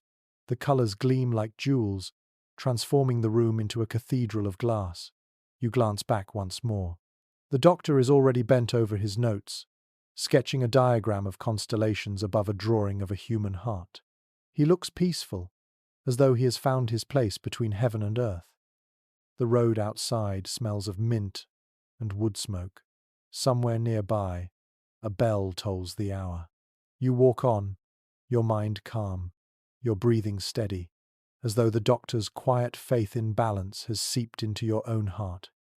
The road climbs again into the hills, where the wind whispers through tall grass and the scent of wild thyme drifts in slow waves. The sky darkens with evening, and somewhere ahead, the faint glow of a lantern flickers near a crumbling stone archway. You follow it, drawn toward the rhythm of soft scratching sounds, someone writing by candlelight. Inside the small ruin, a scholar sits at a wooden table covered with parchment and compasses. His ink-stained fingers move carefully across a circle he has drawn in black, its edges filled with mysterious shapes and letters. He looks up and smiles as if expecting you. "Every secret has a geometry," he says quietly. "The trick is learning to read it." His eyes gleam in the lamplight, filled with a mixture of fatigue and wonder. Behind him, the walls are covered in sketches of stars, animals, and cryptic sigils. The air hums faintly with wax and ink, and the scent of cedar smoke coils like a living thing. From fragments found in illuminated manuscripts, we know that medieval scholars often hid messages within their texts using symbols, diagrams, or coded alphabets. Some of these codes were practical, protecting recipes and trade secrets. Others were spiritual, intended to veil divine insights from unworthy eyes. The practice of hiding knowledge was not born of fear alone, but also of reverence. To reveal everything, they believed, was to invite chaos. The scholar before you dips his quill into the ink and gestures toward the circle. "This is a memory palace," he explains. Each mark reminds me of an idea too dangerous to write plainly. He points to a spiral drawn near the center. That stands for fire, or transformation, or perhaps both. His tone is casual, but his movements are deliberate. Every line seems to balance precision and intuition. A curious story recorded in an Italian codex tells of a monk who hid forbidden experiments inside the margins of a Bible. Each decorated initial contained an alchemical symbol only other scholars could recognize. Centuries later, when the pages were restored, historians found recipes for tinctures and elixirs woven between verses of scripture. The monk had turned holy text into a secret laboratory. The scholar traces another pattern on his parchment, a triangle surrounded by faint Latin words. "This is not magic," he says softly. "It is the grammar of the invisible." His phrasing lingers in the air like incense. You realize he is describing a kind of meditation, a visual language for thoughts too complex to express in words. To him, geometry is prayer written in curves. Some specialists who study medieval symbolism believe that these circles and sigils were early forms of scientific notation, abstract representations of forces and relationships.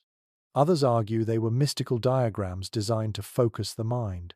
Both views may be right.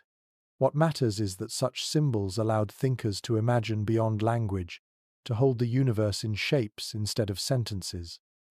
A particularly striking example survives in the work of John Dee, an English mathematician and advisor to Queen Elizabeth centuries later. His notebooks contain intricate star maps and coded alphabets he called angelic. Some believe he was simply exploring mathematical harmonies, while others insist he was reaching for a language that bridged heaven and reason. Even now, no one fully agrees. The scholar before you smiles faintly, as if reading your thoughts. "Knowledge needs protection," he says. "Once, the world burned libraries for asking too many questions." He reaches for a small box and opens it. Inside lie several tokens: a silver coin engraved with runes, a dried violet pressed between glass, and a feather stained with gold. "Each of these," he says, "marks a truth I cannot yet speak." His voice is tender, almost sorrowful. Some ideas are not ready to be heard. A fragment from a medieval correspondence between scholars suggests that many used personal ciphers not only for safety but for play. Hidden riddles were left in manuscripts like trails for future readers. One marginal note reads, "He who deciphers me shall share my laughter." You imagine those quiet exchanges, scholars across generations winking at each other through codes no outsider could see. The candle flickers, and shadows twist across the walls, making the symbols seem to move. The scholar leans back, gazing at them as if seeing constellations in reverse. "When we look at the stars," he says, "we seek patterns that prove we belong to the same design. Writing is no different." His voice grows soft, almost drowsy. "We draw lines because we are afraid of being lost." An unusual note from the archives of Prague describes a teacher who instructed students to copy texts while adding one mistake on purpose.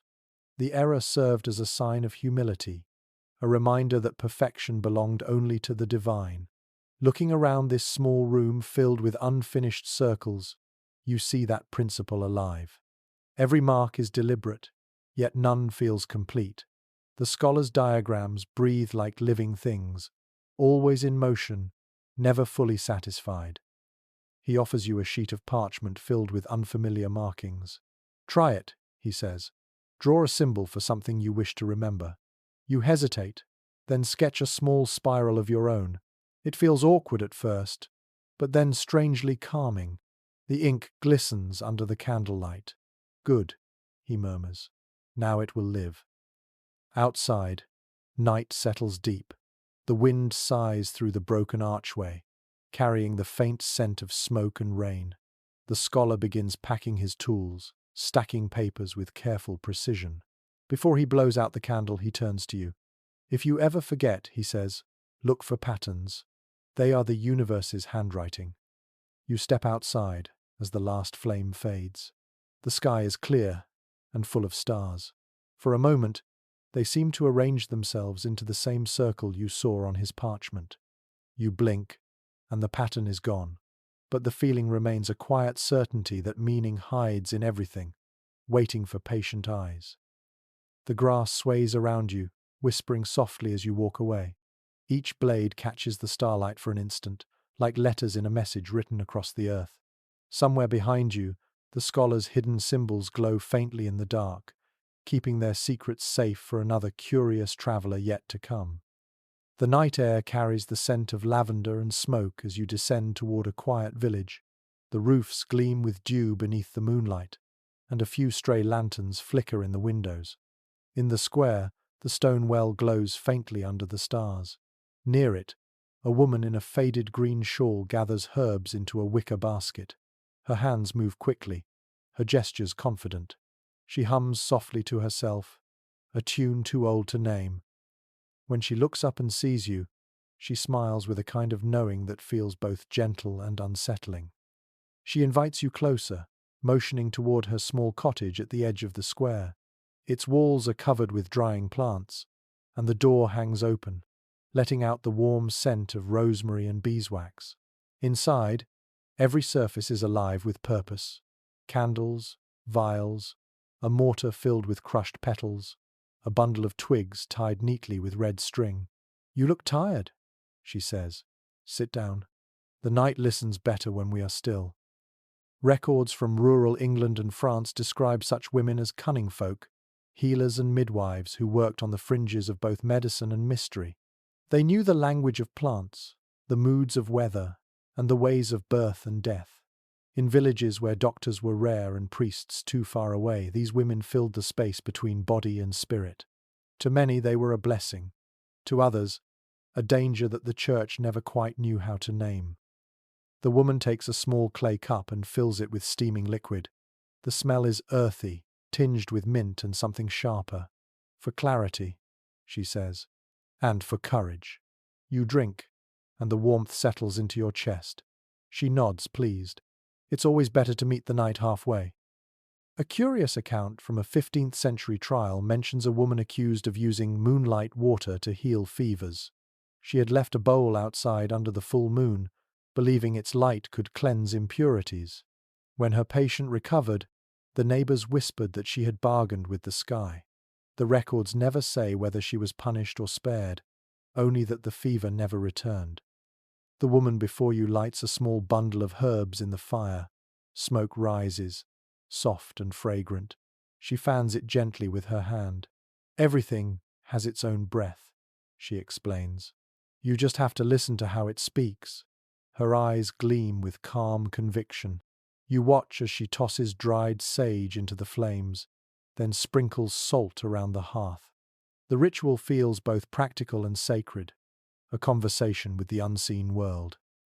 Historians who study these traditions still debate their origins. Some trace them back to pre-Christian fertility rites. Others see them as remnants of early herbal medicine disguised in superstition. It is possible that both are true. Knowledge often survives by changing its clothes, slipping quietly through generations. Whatever its source, the wisdom of these women endured because it worked, or at least because it gave comfort when nothing else could. The woman takes down a small wooden box from a shelf. Inside are charms of every shape: feathers, shells, bits of bone, scraps of cloth tied with string. She lifts one, a small pouch filled with salt and lavender.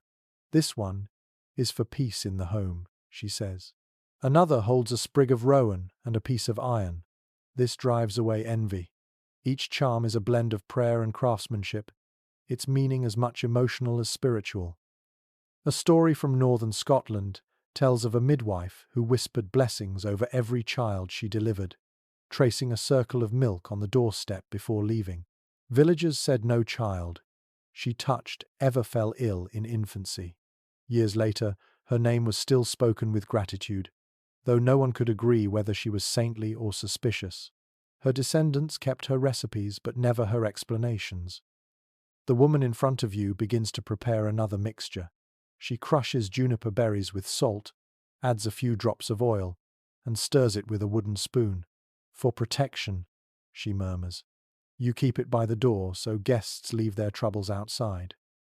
Her movements are slow, deliberate, almost meditative. Watching her, you realize that this is not the frantic magic of fear, but the steady ritual of someone who understands the rhythm of life itself. According to early modern court transcripts, many of these women defended themselves by claiming their spells were simply prayers in disguise. They often quoted scripture while mixing potions, adding a layer of protection through faith. Yet even that could not always save them. The very knowledge that made them indispensable also made them vulnerable. Wisdom, in that world, was dangerous when it wore a woman's face. A peculiar note from a rural parish mentions that one healer taught her apprentices to test remedies by offering them first to the wind. If the breeze shifted direction, the medicine was pure. If not, it was abandoned. No one ever explained how or why this worked, but the practice survived for generations. Perhaps the wind, like all unseen forces, enjoys being consulted. The woman notices your gaze lingering on the herbs hanging above the fire. Every leaf has a memory, she says. They remember the sun that raised them. She reaches for a bundle of dried yarrow, ties a few sprigs together, and presses them into your hands. Carry this when you travel. It keeps you from losing your way. The stems are rough but fragrant, smelling faintly of rain and earth. Outside, the night deepens. The sky is heavy with stars, and the sound of crickets hums through the dark. You thank her and step into the cool air. Behind you, the cottage glows softly, a small island of warmth in the endless black. The woman's silhouette moves briefly past the window, then disappears. As you walk away, you think of all the nameless healers who kept their villages alive. One remedy, one prayer, one whispered charm at a time.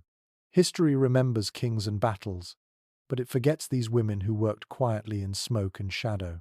Yet their legacy lingers in every cup of tea brewed for comfort, in every mother's instinct to touch a child's forehead and listen for something beyond words.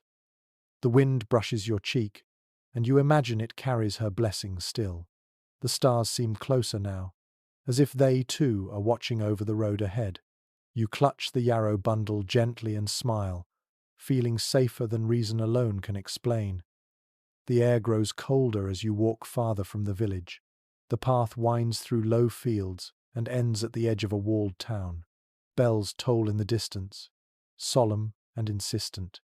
You sense a different kind of tension here, not the quiet mystery of wise women and healers, but the stern weight of authority. Smoke rises from chimneys, and people hurry along the streets with their heads bowed. Somewhere behind the closed doors of churches and courts, decisions are being made about what should be known and what must be silenced. You pause near the gate of a monastery where a group of men in heavy robes gathers around a torch. One holds a scroll while another reads aloud in Latin, his voice echoing against the stone. The words are official and cold, condemning dangerous writings that spread confusion among the faithful. When he finishes, the men feed the scroll to the fire. The parchment curls and blackens, and the flame flares high before settling into ash. The smell is sharp and bitter, like burned honey. Historical accounts from the 12th to the 15th centuries describe repeated efforts by church leaders to control what they considered forbidden knowledge. Astrology, alchemy, and certain forms of natural philosophy were tolerated only when framed as divine study. Anything that hinted at independence from faith risked being branded heresy. In this age, the mind was a battlefield, and even curiosity could be a sin. You walk through the market square, where talk hushes at the sight of a priest's robe. The townspeople trade nervous glances. One whispers that a healer has been arrested for mixing charms with prayers. Another says a student's books were taken for containing diagrams of stars. Fear spreads quickly here, carried in rumor and silence alike. An entry from the Inquisition's records mentions a man accused of possessing a mirror that could summon false visions. He insisted it was simply polished metal used for studying optics, but his protests changed nothing. His mirror was shattered, and his reputation with it. The irony, of course, is that such mirrors would later help scientists understand light itself.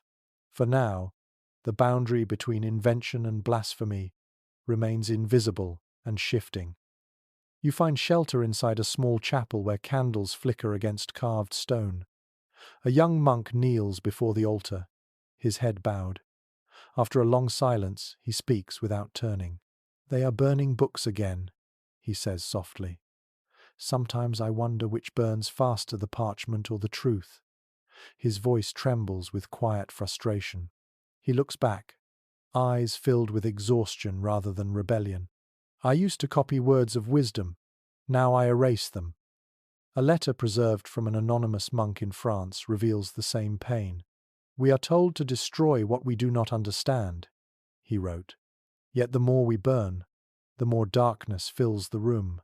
The letter ends abruptly, as if the writer feared being found. Scholars still debate whether it was ever sent. The monk beside you rises and walks to a hidden alcove behind the altar.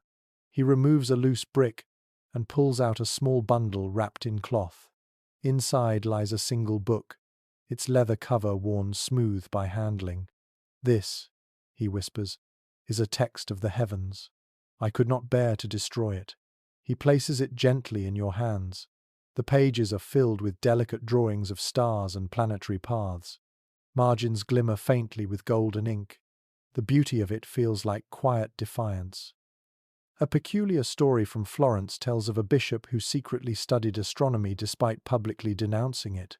He kept his instruments hidden in a wine cellar, claiming they were tools of penance. When he died, his servants found his notes written inside the covers of hymnals. It seems even those charged with enforcing purity could not always resist the pull of wonder. You sit beside the monk and turn a few pages. The diagrams are precise yet poetic. "The Creator speaks in circles," he says. "We fear them because they have no beginning and no end." His words echo softly in the cold air. He smiles faintly, though it looks more like sorrow. The Church fears knowledge that does not need permission. Scholars who study the Inquisition's documents remain divided on whether suppression truly extinguished medieval science or merely forced it into disguise. Some argue that censorship slowed progress for centuries. Others claim it sharpened the minds of thinkers who learned to speak in code. In either case, truth survived by whispering instead of shouting. The monk places the book back behind the brick. "If they find this," he murmurs, "they will call it the work of demons. But I believe God hides in the patterns they fear." He turns toward the altar and lights a candle. Perhaps light and fire are not so different. Both reveal, both destroy. The flame reflects in his eyes, steady and resigned. A small chronicle from Prague describes a group of scholars who met secretly in a wine cellar to discuss the forbidden books of Aristotle. They disguised their meetings as choir practice, singing coded hymns that matched the rhythm of philosophical arguments. Their courage was quiet, but enduring. Many of the ideas they protected would later resurface during the Renaissance, long after the names of their persecutors were forgotten. Outside the chapel, the bells ring again. The town prepares for another sermon against superstition. Smoke still rises from the square, curling into the sky like a second prayer. You step into the street and feel the cold wind rush past your face. For a moment, it smells faintly of ash and parchment. The stars above flicker faintly through the haze. You think of the monk hiding his book, of the bishop studying in secret, of every quiet mind that refused to stop asking questions. Knowledge, it seems, has always worn a disguise, waiting patiently for the day it can step into the light again. The bells fall silent. The night stretches still and wide. You walk on, the faint glow of the chapel behind you. The wind hums softly against your ears, carrying with it a question too delicate for words. How many truths, you wonder, are still waiting behind walls of fear, burning quietly, unseen yet alive? The night softens as you leave the walled town behind. The wind feels gentle again, scented with pine and damp soil. You follow a narrow path that leads into the forest. The moon filters through the branches, scattering silver light across the ground.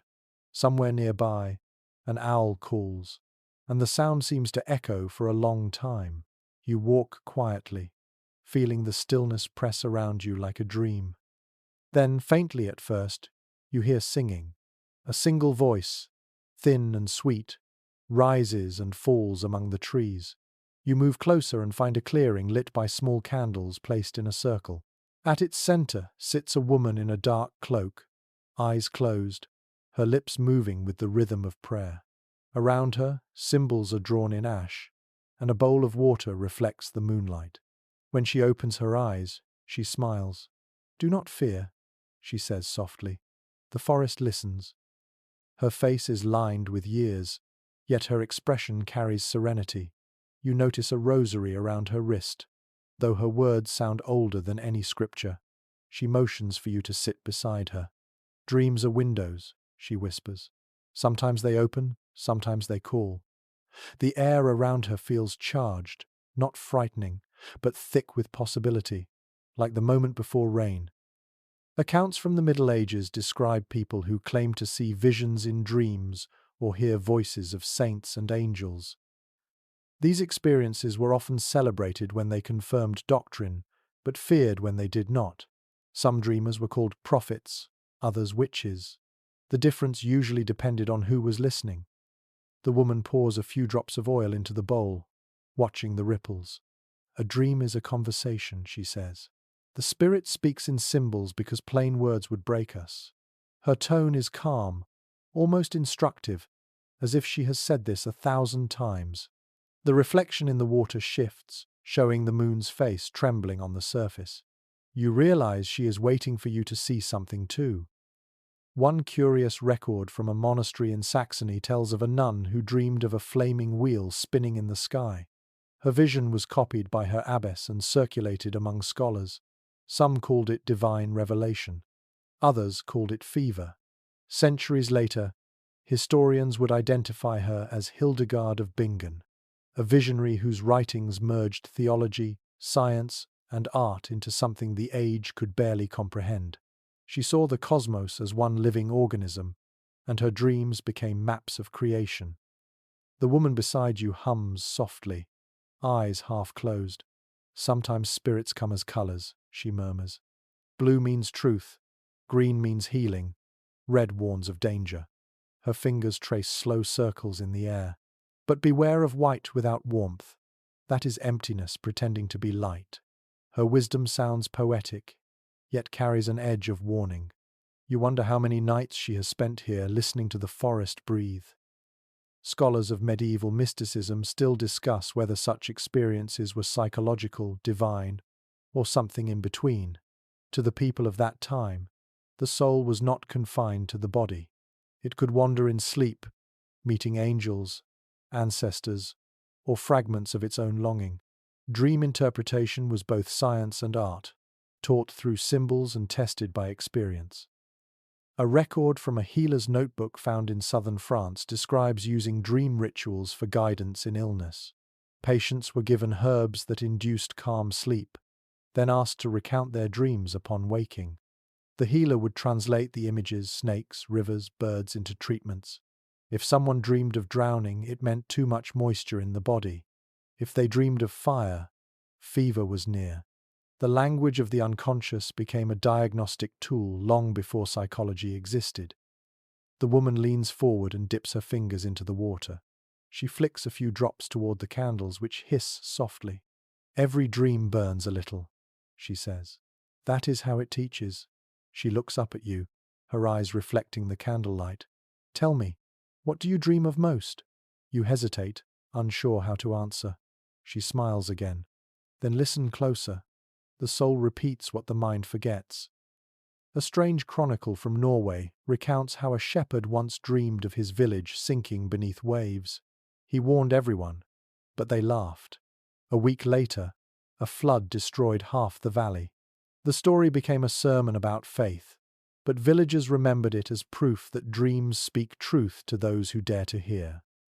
The forest grows quieter. Even the wind seems to pause. The woman closes her eyes and begins to chant, a language you cannot recognize. The rhythm rises and falls like waves. The sound makes your heart slow. You find yourself breathing with her, your pulse sinking to the steady beat of her words.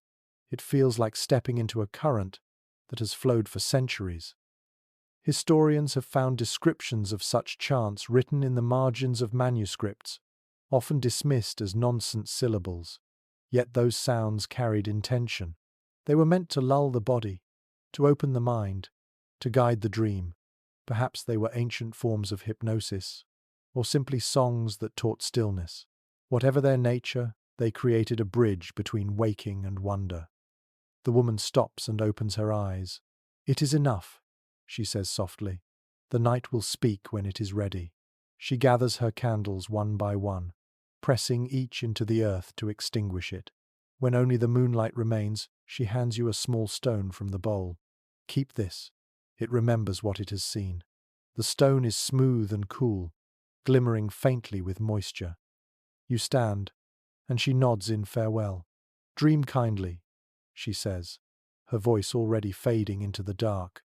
As you leave the clearing, the forest feels alive with quiet voices, the whispers of leaves and wind weaving together into something almost intelligible. By the time you reach the edge of the woods, dawn is brushing the sky with grey light. The stone in your hand feels warm now, as if it carries the echo of the woman's chant. You close your fist around it and listen to your own heartbeat. For the first time in a long while, it feels perfectly in tune with the world. The forest thins as you step into a meadow drenched in sunlight. Dew glitters on the tall grass, and a soft breeze carries the smell of fresh earth and blooming heather. The world feels newly washed, its silence broken only by the chirping of distant birds. Ahead, a small workshop leans against the slope of a hill. The roof sags a little, and smoke curls gently from the chimney. Through the open door, you glimpse shelves of tools and strange objects that glint like captured fragments of light. Inside, a man in a patched cloak is polishing a smooth stone with deliberate care. He looks up and grins, his beard flecked with dust. "You look like you've walked far," he says, gesturing toward a stool. "Sit, and let your eyes adjust. Most people see too quickly." The scent of oil and iron fills the air. You sit, watching as he lifts a long wooden staff from the table. Its tip holds a crystal that catches the sunlight and scatters it across the walls in coloured shards. The effect is almost musical. Historical records from inventories of noble households reveal that such tools were once common among those who practiced what they called natural philosophy. Scrying mirrors, brass compasses, astrolabes, and polished stones were used for study, ritual, and performance alike.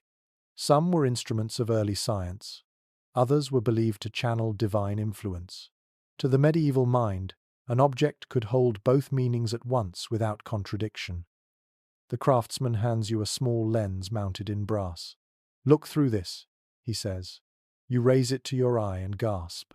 The world sharpens, every blade of grass outlined in perfect detail.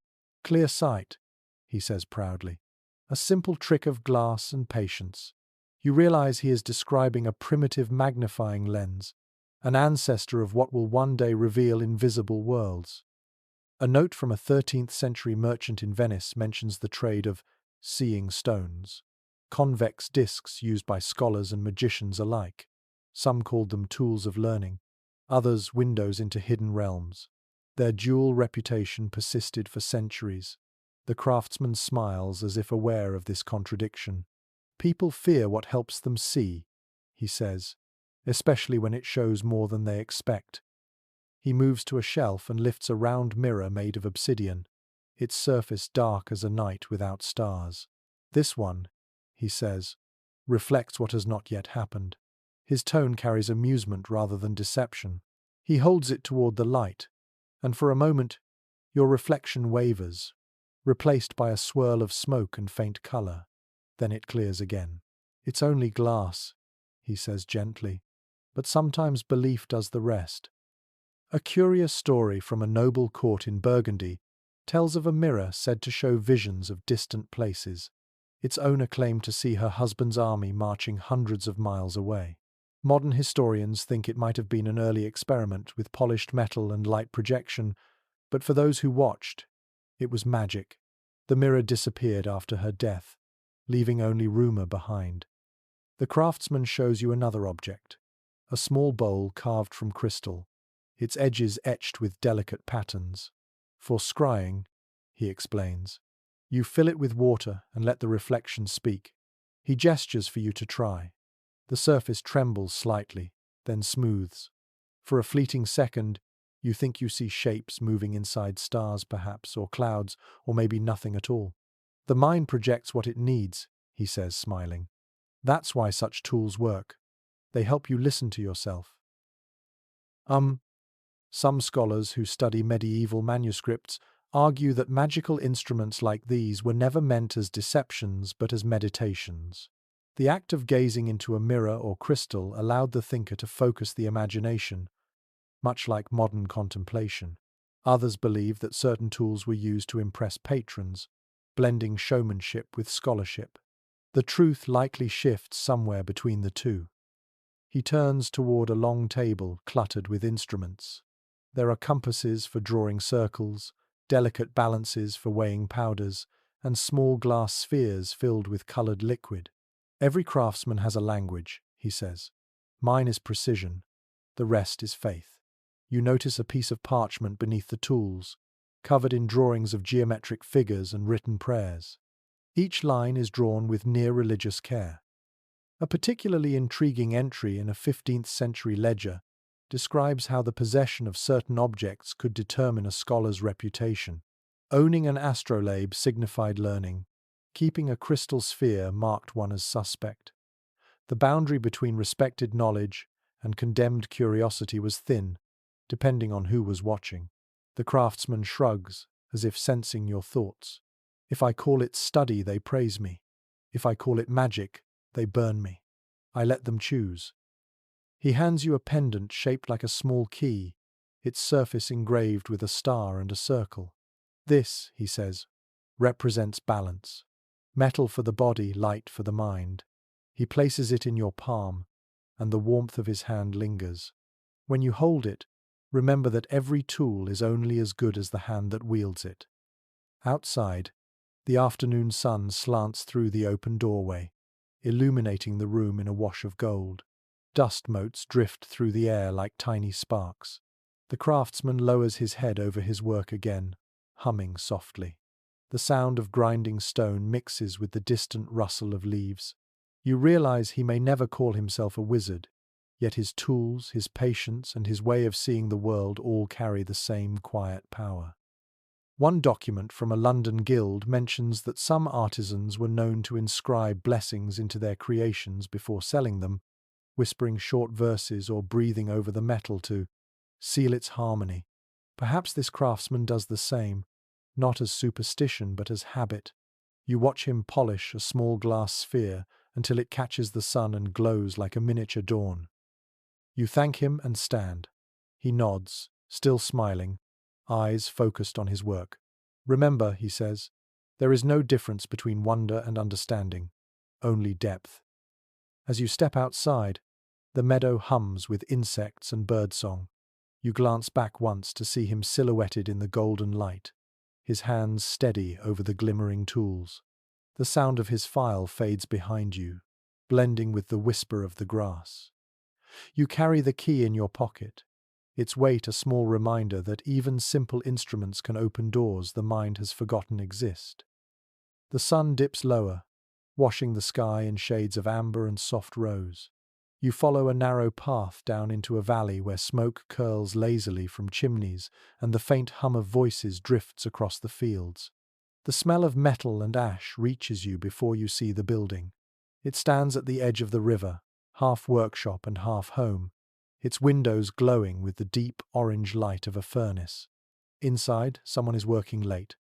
You step through the open doorway and are met by a wave of heat. The air smells of burning charcoal, vinegar, and iron. Glass jars clutter the shelves, their contents swirling in strange colors: red, green, and deep indigo. At a long table near the fire, a young man bends over a glass vessel filled with liquid that shimmers faintly like melted silver. His hair is singed at the edges, his sleeves rolled to the elbow. He glances up and grins, as if happy to have company. "Careful," he says cheerfully. "Some of these experiments prefer silence. You take a cautious step closer." He is clearly an apprentice, young but focused, his hands moving with the rhythm of someone who has repeated these motions many times. Around him, the workshop looks both chaotic and sacred tools scattered, papers weighted with stones, a cracked crucible glowing faintly in the fire. Records from late medieval guilds describe such apprenticeships in detail. Alchemists rarely worked alone.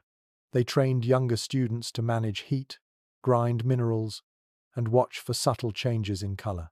The work was as much discipline as discovery, requiring patience that could test even the calmest spirit. A single experiment might take weeks, and one mistake could undo months of labor. The apprentice lifts a thin rod of glass and swirls it gently in the liquid. "I'm not after gold," he explains. "I'm after understanding." His eyes gleam with a mixture of pride and exhaustion. "But if it turns to gold by accident, I won't complain." His tone carries a touch of humor, but you can sense the sincerity beneath it.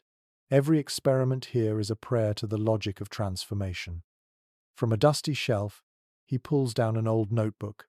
Its pages are filled with drawings of furnaces, diagrams of celestial movements, and long notes written in uneven Latin.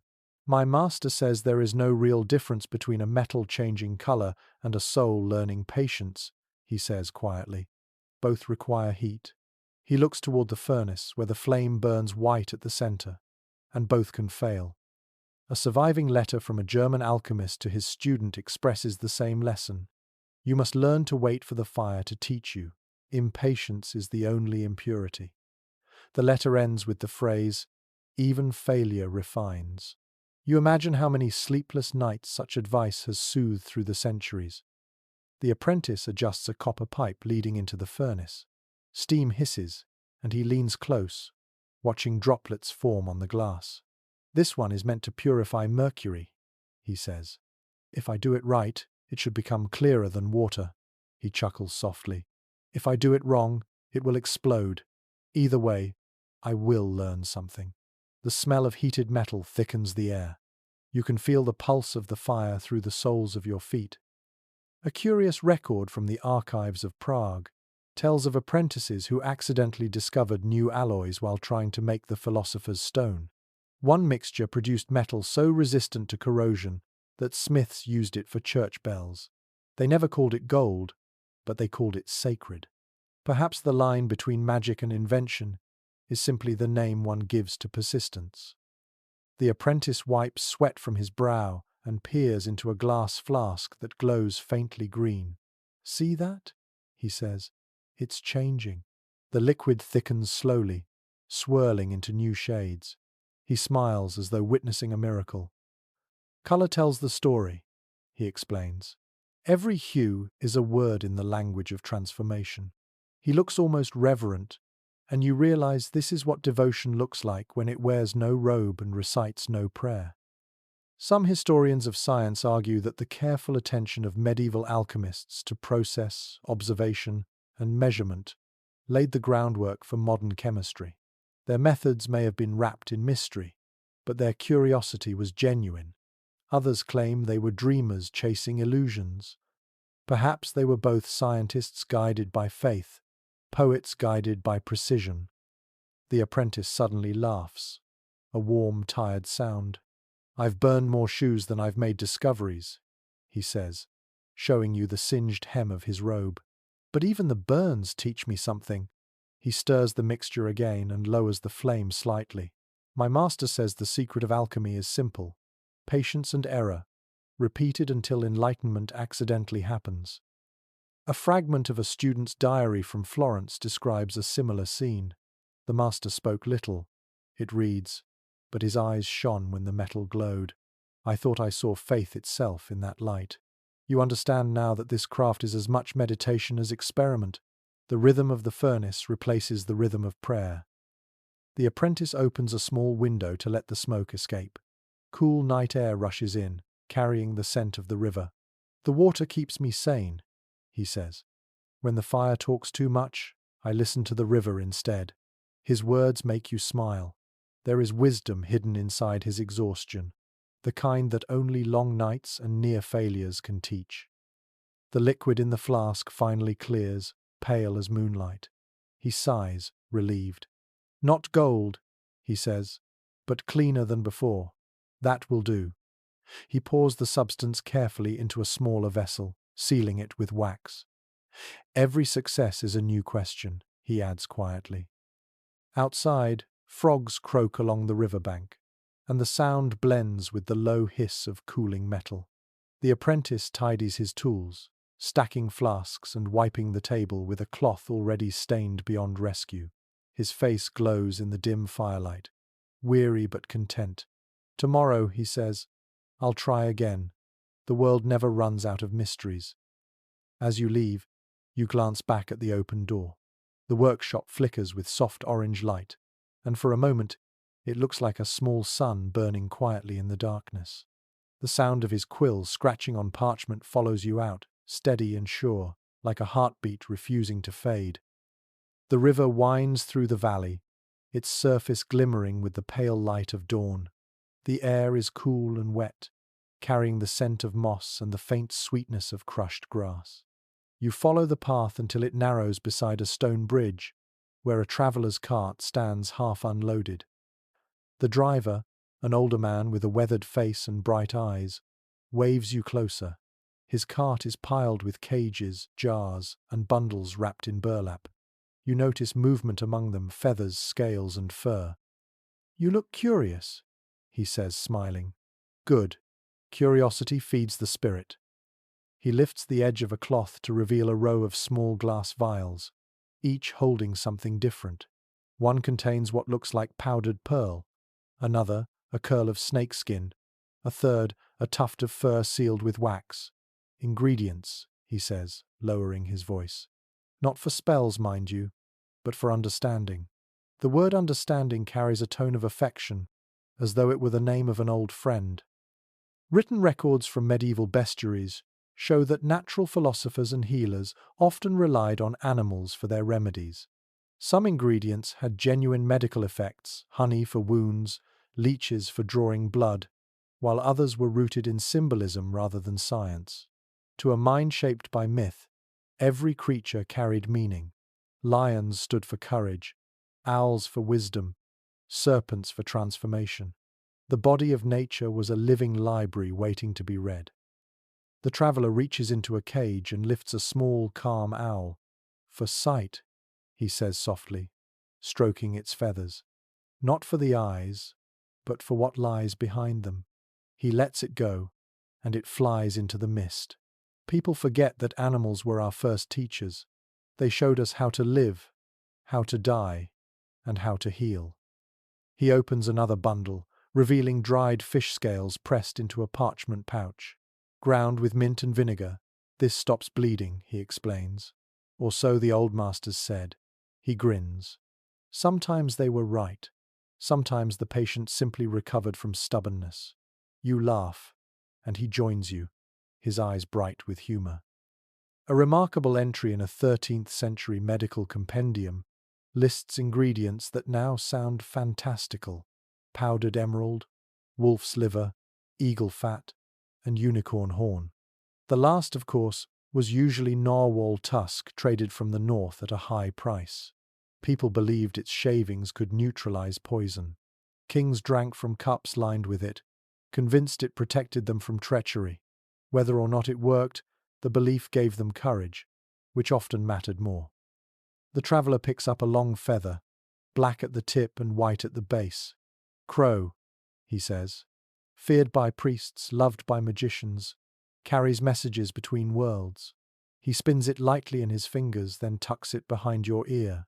Every symbol hides a truth, he says, even if that truth changes shape. A curious account from a scholar in Paris tells of an alchemist who kept snakes in his laboratory, claiming they taught him patience. When asked how, he replied, "They shed what no longer fits." The story became a moral lesson in transformation, retold in sermons and poems. To the medieval imagination, Every creature was a mirror of the human condition. The traveler begins preparing something on a small wooden board. He crushes dried herbs with what looks like powdered bone, adds a few drops of water, and stirs with a twig. A charm for protection, he says with a wink, made from nettle, sage, and the dust of a hornet's nest. Not as frightening as it sounds. The mixture thickens into a paste that smells of earth and spice. He spreads a little onto a strip of linen and ties it around your wrist. Now you carry the wild with you, he says, satisfied. Researchers who study folklore often describe these practices as the meeting point between observation and imagination. People learned from the natural world but filled its gaps with story. To kill a snake, they said, was to invite drought. To see a hare at dusk meant a change of fortune. Nature spoke through signs, and humans answered with ritual. Both sides of the conversation were equally sincere. The traveler shows you a jar filled with amber-colored liquid. Inside floats what looks like a tiny curled creature. A salamander, he explains. Found it near a forge. He lowers his voice as though sharing a secret. They say it lives in fire and cannot burn. I keep it to remind me that endurance is its own kind of magic. The salamander's outline glows faintly in the light, though you suspect it is only the reflection of the flame. Still, you understand the feeling behind his words. A fascinating legend from northern Italy claims that salamanders were born from lightning strikes. Builders once sealed small bones into the walls of houses to protect them from storms. The belief lasted for centuries, long after anyone had seen the creature itself. In that way, myth served as architecture, reinforcing both walls and faith. The traveler begins to pack up his cart. Everything I carry, he says, is part of a story. Some true, some almost true, and some truer than truth. He pats one of the burlap bundles and laughs. You never know which until you listen long enough. You watch as he secures the last cage and tightens the ropes. The sky is brightening now, the mist lifting to reveal the soft greens of the fields. Take this, he says, handing you a small vial filled with golden powder, crushed pollen and a drop of honey. Sprinkle it in your path when you forget where you're going. The bees will remember for you. His tone is playful, yet somehow sincere enough that you nod in gratitude. As the cart creaks away down the road, you hold the vial up to the sunlight. The powder catches the light like ground sunshine, glowing faintly. You slip it into your pocket and begin to walk. The river murmurs beside you, the air alive with bird calls and the rustle of wings. You think about how much of human knowledge was learned not from books, but from watching, touching, imitating, and imagining. The road ahead curves between meadows, where animals graze lazily under the morning sunday. You breathe deeply, feeling the warmth on your face. Somewhere far behind you, the traveler whistles a tune that sounds like laughter turned into melody. For a moment, you imagine that every feather, every petal, every spark of light carries a message from the past. Still teaching, still alive. By midday, the path widens into a bustling road that hums with voices. The smell of roasted chestnuts drifts through the air, mingled with the metallic clink of coins and the sound of wooden wheels. You find yourself at the edge of a market square alive with movement. Children chase one another through the crowd, while merchants shout about silk, salt, and spices. But it is not the traders who hold everyone's attention. Near the fountain, a man in a bright red cloak is performing. His sleeves sparkle with small metal discs that catch the sun as he moves. In one hand he holds a lute, in the other, a bundle of playing cards.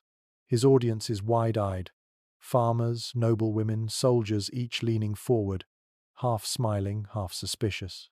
You step closer as he flips the cards through the air with astonishing speed. When they land, the top one bursts into a puff of colored smoke, revealing a silver coin beneath. The crowd gasps. Magic, someone whispers, though the performer's grin suggests otherwise. Not magic, he says cheerfully, bowing low. Just clever fingers and patient practice. He winks at you as if sharing a secret. But isn't that what all wizards say? Historical records describe such entertainers as jongleurs or conjurers, traveling from town to town to trade laughter for coins. Many knew sleight of hand, juggling, or illusion. Some even performed mock alchemy, pretending to turn pebbles into gold dust to amuse their audiences. They were the bridge between scholarship and spectacle, bringing fragments of learned mystery to people who could not read. The man holds up a silver ring, spinning it between his fingers. "This ring," he announces, "belongs to whoever believes hardest." A boy steps forward eagerly. The conjurer hands him the ring, then whispers something. The boy nods and closes his fist. When he opens it again, the ring is gone, and the crowd erupts in applause. You notice the conjurer slip it quietly into his sleeve with a skill so smooth it feels like sorcery. From surviving guild charters in London and Florence, we know that such street magicians were often licensed performers, allowed to entertain so long as they avoided claiming divine power. Their tricks had to remain earthly. To call upon spirits or prophecy invited trouble. Yet audiences rarely cared where the illusion came from, so long as it sparkled long enough to make them forget the day's worries. A curious anecdote from a traveler's diary tells of a performer who used mirrors and polished metal to project ghostly images during night fairs. Some said it was witchcraft, others insisted it was art. The line between the two was as thin as smoke. The man before you now begins a new act. He lays a cloth on the ground, places 3 wooden cups on top, and hides a small red pebble beneath one. His hands move swiftly, the cups sliding and spinning like dancers. "Keep your eyes sharp," he says, laughing. The stone likes to wander.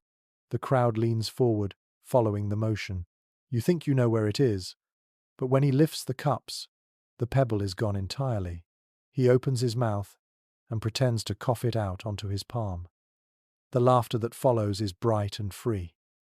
An entry in a 14th century French account book mentions that wandering magicians sometimes carried secret compartments in their cups, using springs and false bottoms. The ingenuity of these tools impressed even scholars, some of whom later adapted the mechanics for scientific experiments. The conjurers, unaware of their influence, were teaching physics through laughter. The performer's assistant, a woman dressed in dark blue, steps forward holding a small basket. "The spirits are thirsty," she announces, pouring water into a wooden bowl. With a whisper, she stirs it using a long feather. The water begins to shimmer with faint light. The crowd gasps again. You notice how carefully she tilts the bowl, so the sunlight catches the surface at just the right angle. "See," the conjurer says, "faith and sunlight make miracles." He bows again as coins rain into the basket. Researchers who study popular entertainment of the Middle Ages suggest that such performances provided more than amusement. They created a safe space for wonder. In a world ruled by fear of the unknown, street magic offered joy without heresy. It reminded people that mystery could exist for pleasure alone, without punishment. The woman passes the basket to a little girl and lets her place a single flower among the coins. The conjurer kneels and accepts it solemnly. "A gift for the muse of mischief," he declares. "She always pays me in laughter." He tucks the flower into his hat and turns to you. "You've been quiet," he says, smiling. "You look like someone who wants to believe but won't admit it." Before you can reply, he flicks his wrist, and suddenly a folded parchment appears in your hand. "For your dreams," he says. You unfold it. Inside is a single line written in neat, looping letters. The simplest trick is seeing what others ignore. You look up, but the conjurer has already moved on, the crowd following him toward another part of the square. His red cloak flashes like fire between the stalls. An old chronicle from Spain tells of a magician who performed before a skeptical bishop. When asked to reveal his secret, he said, "Patience, timing, and the kindness of shadows." The bishop dismissed him, but years later, the same techniques were used by scholars experimenting with optical lenses.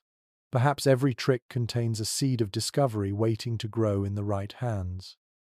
The sun slips behind the rooftops as the fair begins to close. Vendors pack their goods, and the laughter fades into soft chatter.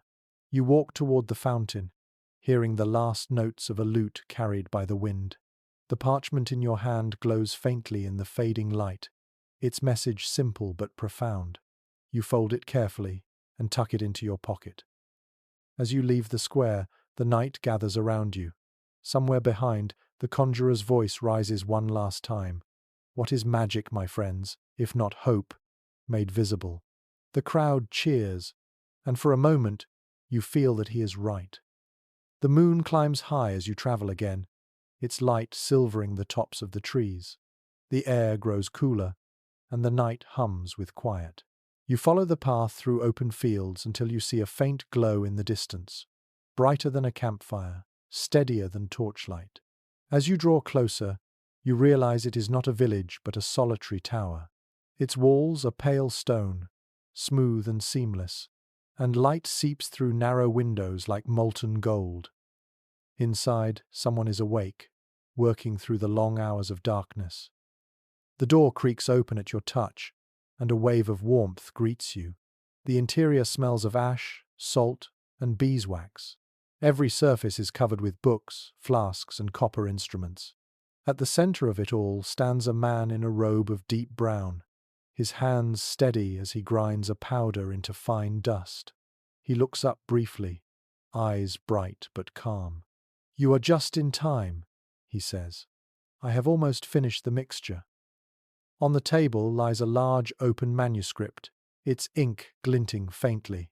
You glance at the title written in neat Latin script, De Lapide Philosophorum, the Book of the Philosopher's Stone. The phrase stirs something ancient inside you. Countless seekers have dreamed of that elusive substance said to transform base metals into gold and grant eternal life. For centuries, it has hovered between metaphor and miracle. Historical accounts of alchemy show that the search for the philosopher's stone was as spiritual as it was physical. Practitioners believed that matter mirrored the soul. To purify one was to refine the other. Gold represented perfection, but the true treasure was enlightenment. Those who sought the stone were chasing not wealth but harmony, a unity between human and divine. The alchemist pours the powdered mixture into a crucible and stirs it with a long metal rod. The contents shimmer pale red in the firelight. "This recipe," he explains softly, "is not mine. It has been copied and changed for generations. Some call it nonsense. I call it prayer." His voice carries no arrogance, only patience. You notice his hands tremble slightly as he adjusts the flame beneath the vessel. An ancient document attributed to Hermes Trismegistus speaks of the prima materia, the first substance from which all things are made. Medieval thinkers reinterpreted this idea, believing that hidden within all matter was a spark of divine perfection waiting to be awakened. The alchemist nods toward his furnace. "We seek the same fire that built the stars," he says, "only smaller and inside ourselves." A peculiar story from a 17th century alchemist's journal tells of a master who claimed to create a single grain of red powder that could transmute lead into gold. He never revealed the process and died soon after. Some say his success killed him. Others think the story was allegory, describing the transformation of wisdom rather than metal. Either way, the idea of perfection that could be held in the hand never lost its hold on the imagination.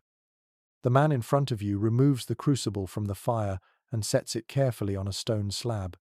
The mixture cools and hardens, its color deepening into amber. He studies it silently, the flames flickering across his face. "Most fail because they think the stone is outside themselves," he says quietly. "It is not. The metals teach us patience, not immortality." He opens a drawer and removes a tiny vial filled with golden dust. "This," he says, "is all I have ever made that comes close." He shakes it gently, and the dust glows faintly in the candlelight. It shines beautifully but changes nothing, yet it reminds me that pursuit itself has value. Every failure polishes the soul a little more. His smile is soft and sad. According to surviving letters between Renaissance scholars, many alchemists shared this view. They wrote of their laboratories as sacred spaces, where science and meditation became one act. Some described their furnaces as altars and their experiments as confessions. In their solitude, they believed that even the smallest success carried a message from the divine.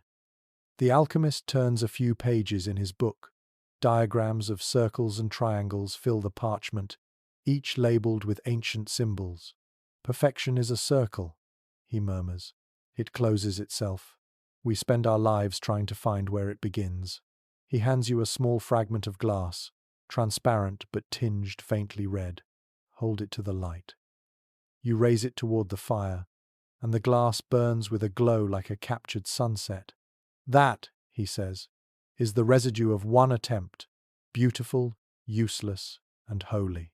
The simplicity of his words makes you smile. He watches you for a moment, then adds, "People say alchemists dream too much, but all discovery begins with a dream." A letter from an anonymous scholar once described the philosopher's stone as a mirror of the heart. He warned that anyone who sought it for greed would find only ashes. Those who sought it for understanding, however, would glimpse eternity in the reflection. Perhaps the real transmutation was not metal at all, but the transformation of desire into humility. The alchemist places the glass fragment beside his notebook and leans back, sighing. "I used to think failure meant the work had ended," he says. "Now I think it means the work has begun." The room falls quiet except for the soft hiss of the fire. You feel a stillness settle between you, warm and deep. Outside, the night sky glows with distant stars. Through the narrow window, you can see Orion rising, his belt gleaming like a line of molten silver. The alchemist glances toward it and whispers, "Even the heavens are laboratories. Every star is an experiment in light." He turns down the flame and begins tidying his tools. "You should rest," he says. "The stone is not found in a single night." His words feel like both advice and benediction. When you step out into the cold, the tower glows softly behind you. The air smells of smoke and resin.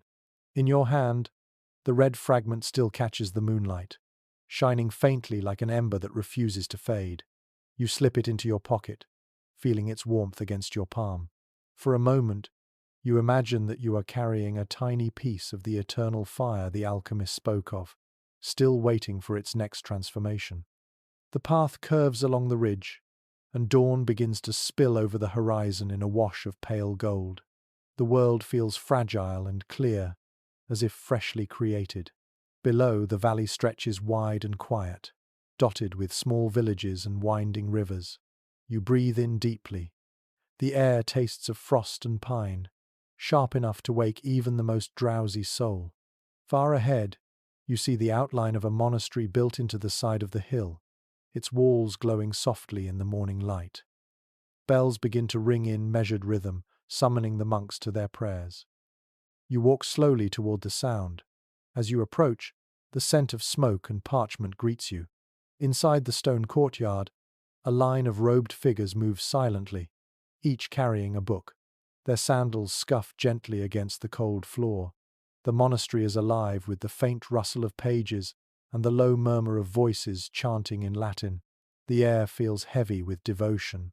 Though it is not only faith that lives here, it is knowledge carefully guarded and endlessly copied. Records from medieval abbeys describe how monasteries served as both sanctuaries of prayer and centers of learning. Within their scriptoria, monks copied religious texts by hand, but alongside them they preserved works of science, philosophy, and medicine. By candlelight, generations of scribes kept ancient wisdom from vanishing into oblivion. Their patience built bridges across centuries. A young monk looks up from his desk as you enter. His eyes are tired but kind. "You may sit," he whispers, "but speak softly. The words are listening." His hand moves swiftly across the parchment, quill gliding in smooth strokes. You watch as he pauses to blow gently on the wet ink before continuing. The faint scent of oak gall and iron fills the air. He shows you the page he is copying. It contains a map of the heavens, drawn in careful circles. Tiny golden stars dot the page like jewels. "This was once forbidden," he says quietly, "but now we call it study." His smile is small, wry. Names change faster than truths. A fragment from a 12th century chronicle confirms his words. Certain books of astronomy were once hidden behind false covers labeled as devotional texts. A single diagram of the cosmos could raise suspicion. Yet the monks who copied them understood that the sky itself was a form of scripture, one written by creation rather than by man. You watch the monk sharpen his quill with a small knife. Every letter must breathe, he murmurs. Too much pressure, and the word dies. His attention to detail borders on reverence. Around him, other scribes work in silence, their faces illuminated by flickering light. The sound of scratching quills fills the room like rain on dry leaves. A curious detail from the records of the Abbey of Cluny notes that some monks believed copying sacred texts purified the soul. Every mistake was confessed, every correction an act of humility. They called their desks altars of ink. It is easy to imagine the same devotion here, each page a prayer written through patience. The young monk gestures toward a shelf of finished manuscripts. Their covers are bound in leather, embossed with symbols of vines and stars. We send them to distant places, he says. Some go to kings, others to scholars, but most are read only by the next generation of monks. We copy not for fame, but for continuity. His eyes soften. The world forgets easily. Ink remembers. An entry from an old abbot's journal tells of nights spent arguing whether preserving pagan wisdom was sin or service. One monk insisted that even the words of non-believers could glorify God by revealing his creation. Another disagreed, calling such curiosity temptation. The argument ended not with a verdict, but with more copying. Debate itself became part of devotion. The monk beside you sighs softly. Sometimes I wonder if we are saving knowledge or burying it. His voice carries a quiet sadness. Books should speak, but ours mostly sleep. He dips his quill again and writes in small, steady letters, each one immaculate. Still, it is better to keep silence than to let memory die. Some historians argue that the monastic scribes of Europe unintentionally laid the foundation for the scientific revolution. By preserving texts from Greece, Rome, and the Islamic world, they passed knowledge forward to a time ready to question it again. Others claim they were simply caretakers, not innovators. Yet without their patience, the chain of human thought would have broken long ago. You move closer to the window, where the early sunlight spills across a row of books. Dust dances in the beam, each speck glowing like a tiny planet. The monk follows your gaze. That dust, he says, is the breath of centuries. When we open a book, we inhale time itself. He closes his manuscript and ties it with a thin strip of cloth. When I was young, he says, I wanted visions and miracles. Now I find them here, in the shape of letters. He smiles faintly. Words are the only magic I trust. A peculiar note found in an English priory mentions a monk who decorated his manuscripts with hidden symbols. A tiny bird, a serpent, a single flower in the margin. He said these marks kept the pages alive. Perhaps he was right. The monk beside you does something similar. At the bottom of his page, he draws a small spiral, subtle and perfect. That, he says, is for continuity. It reminds the next scribe that the work never ends. The bells ring again, calling the monks to the refectory. The room empties slowly, leaving behind the faint smell of ink and candle smoke. You linger a moment, looking at the rows of books that line the walls. Each one holds the echo of hands, the patience of eyes, and the steady rhythm of hearts that once beat in time with thought. When you step outside, the air feels crisp and bright. The chant of morning prayer drifts across the courtyard, low and resonant. It mingles with birdsong, creating a harmony that feels older than memory. You walk away slowly, hearing the rhythm of quills still echoing in your mind. Somewhere behind you, the monk continues to write, each stroke of his pen keeping the fragile flame of knowledge alive. The road descends from the monastery into a valley wrapped in fog. Morning light seeps slowly through the mist, turning the fields pale silver. The sound of a stream follows you, winding beside the path like a constant whisper. You walk until you reach a wooden bridge, its planks slick with dew. Beyond it lies a small stone cottage with smoke curling gently from the chimney. The door is half open, and from inside comes the soft ringing of metal on glass. You step closer and find an elderly man bent over a table crowded with jars and tools. He wears spectacles so round and thick they magnify his eyes into small moons. When he notices you, he chuckles quietly. "Careful where you stand," he says. "Light has a habit of escaping when you're not looking." He gestures for you to come in. The room smells of heated metal, candle wax, and something faintly sweet, like honey left in the Sunday. On the table sits a brass frame holding a curved lens. The old man adjusts it carefully until a beam of sunlight streaming through the window lands directly upon a scrap of parchment. Instantly, the paper smokes. "Focus," he says, smiling. "That's the key to everything." He moves the lens again, this time projecting a tiny image of the window onto a white cloth. "The world can be folded into itself," he murmurs, "if you know how to bend light." Historical notes from the 13th century record similar experiments by scholars such as Roger Bacon, who studied mirrors, refraction, and the properties of light. Long before the invention of the telescope, thinkers were already exploring how glass could magnify sight and bend perception. Their discoveries blurred the line between science and sorcery. To watch light behave like liquid must have felt like commanding the sun itself. The man picks up a small mirror polished to a flawless shine. "This," he says softly, "is my favorite instrument. Mirrors tell the truth, but only if you ask the right question." He angles it toward the window, filling the room with moving patterns of reflected light. The beams ripple like living things dancing across the ceiling. "People think I chase visions," he says. "Really, I chase patience." A curious note from a Venetian craftsman's diary describes how early opticians learned to grind lenses for spectacles. The process was slow and required both strength and tenderness. Each imperfection changed the way the world looked. Those who mastered the craft were sometimes accused of unnatural power. After all, to correct the weakness of human sight was to meddle with what many believed divine. The old man adjusts another device on his table, a darkened glass sphere filled with water. The sunlight passes through it, casting a rainbow onto the wall. "Every color hides a lesson," he explains. "Red teaches courage, blue teaches calm. Together they remind us that truth is never a single shade." He smiles, clearly amused by his own philosophy. Some scholars have argued that medieval experiments with prisms and lenses marked the first steps toward modern optics. Others insist that their purpose was still mystical rather than scientific, aimed at understanding divine illumination. In truth, both motives often lived side by side. Curiosity, like light, refuses to stay in one shape for long.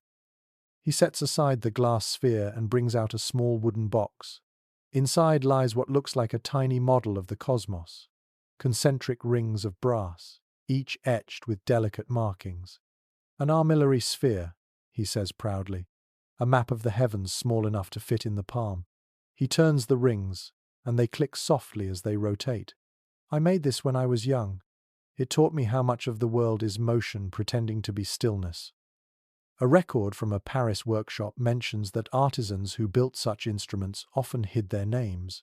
Their designs were used by scholars and astrologers alike, yet their craftsmanship remained anonymous.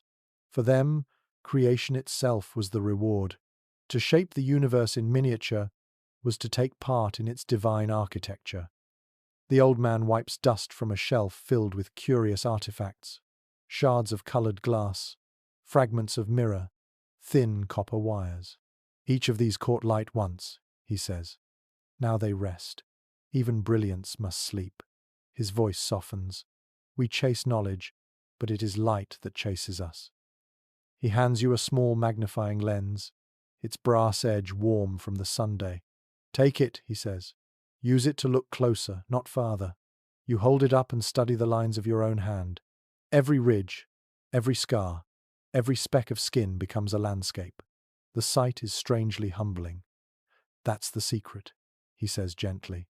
The universe repeats itself at every scale. The stars are not so different from fingerprints. A fragment of writing attributed to Bacon contains a similar thought, that the smallest spark of understanding mirrors the vastness of creation. The man before you, whether he knows that text or not, embodies the same idea. His workshop feels like both laboratory and chapel, filled with tools that are also prayers.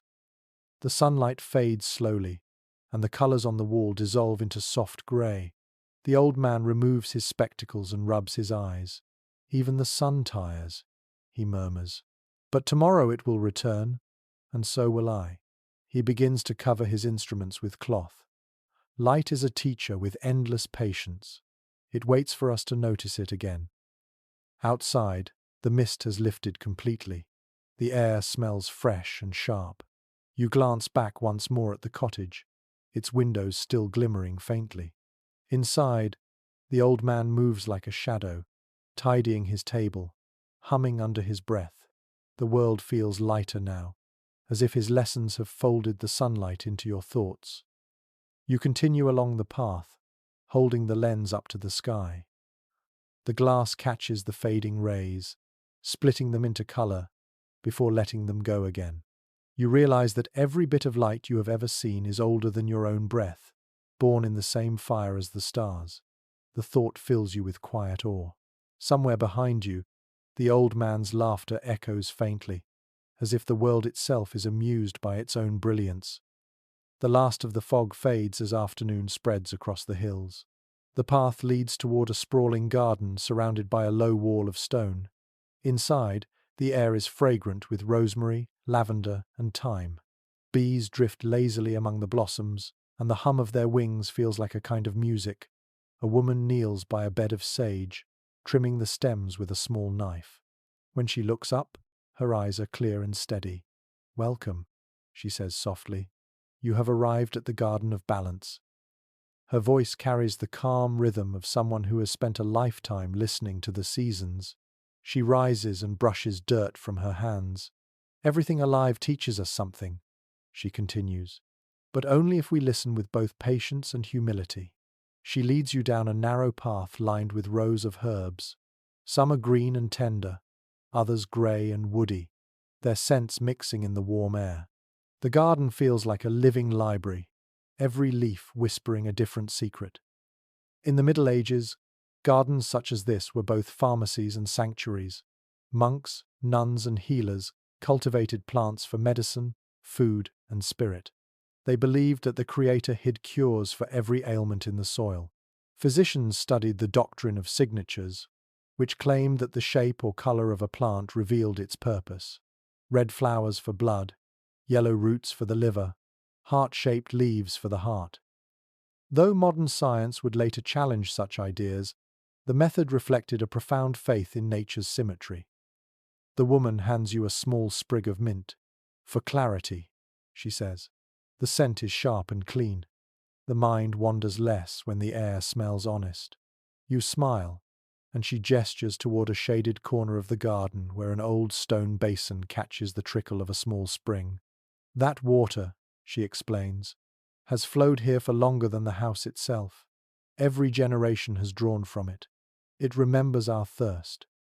A surviving account from a 15th century herbalist describes water as the blood of the earth.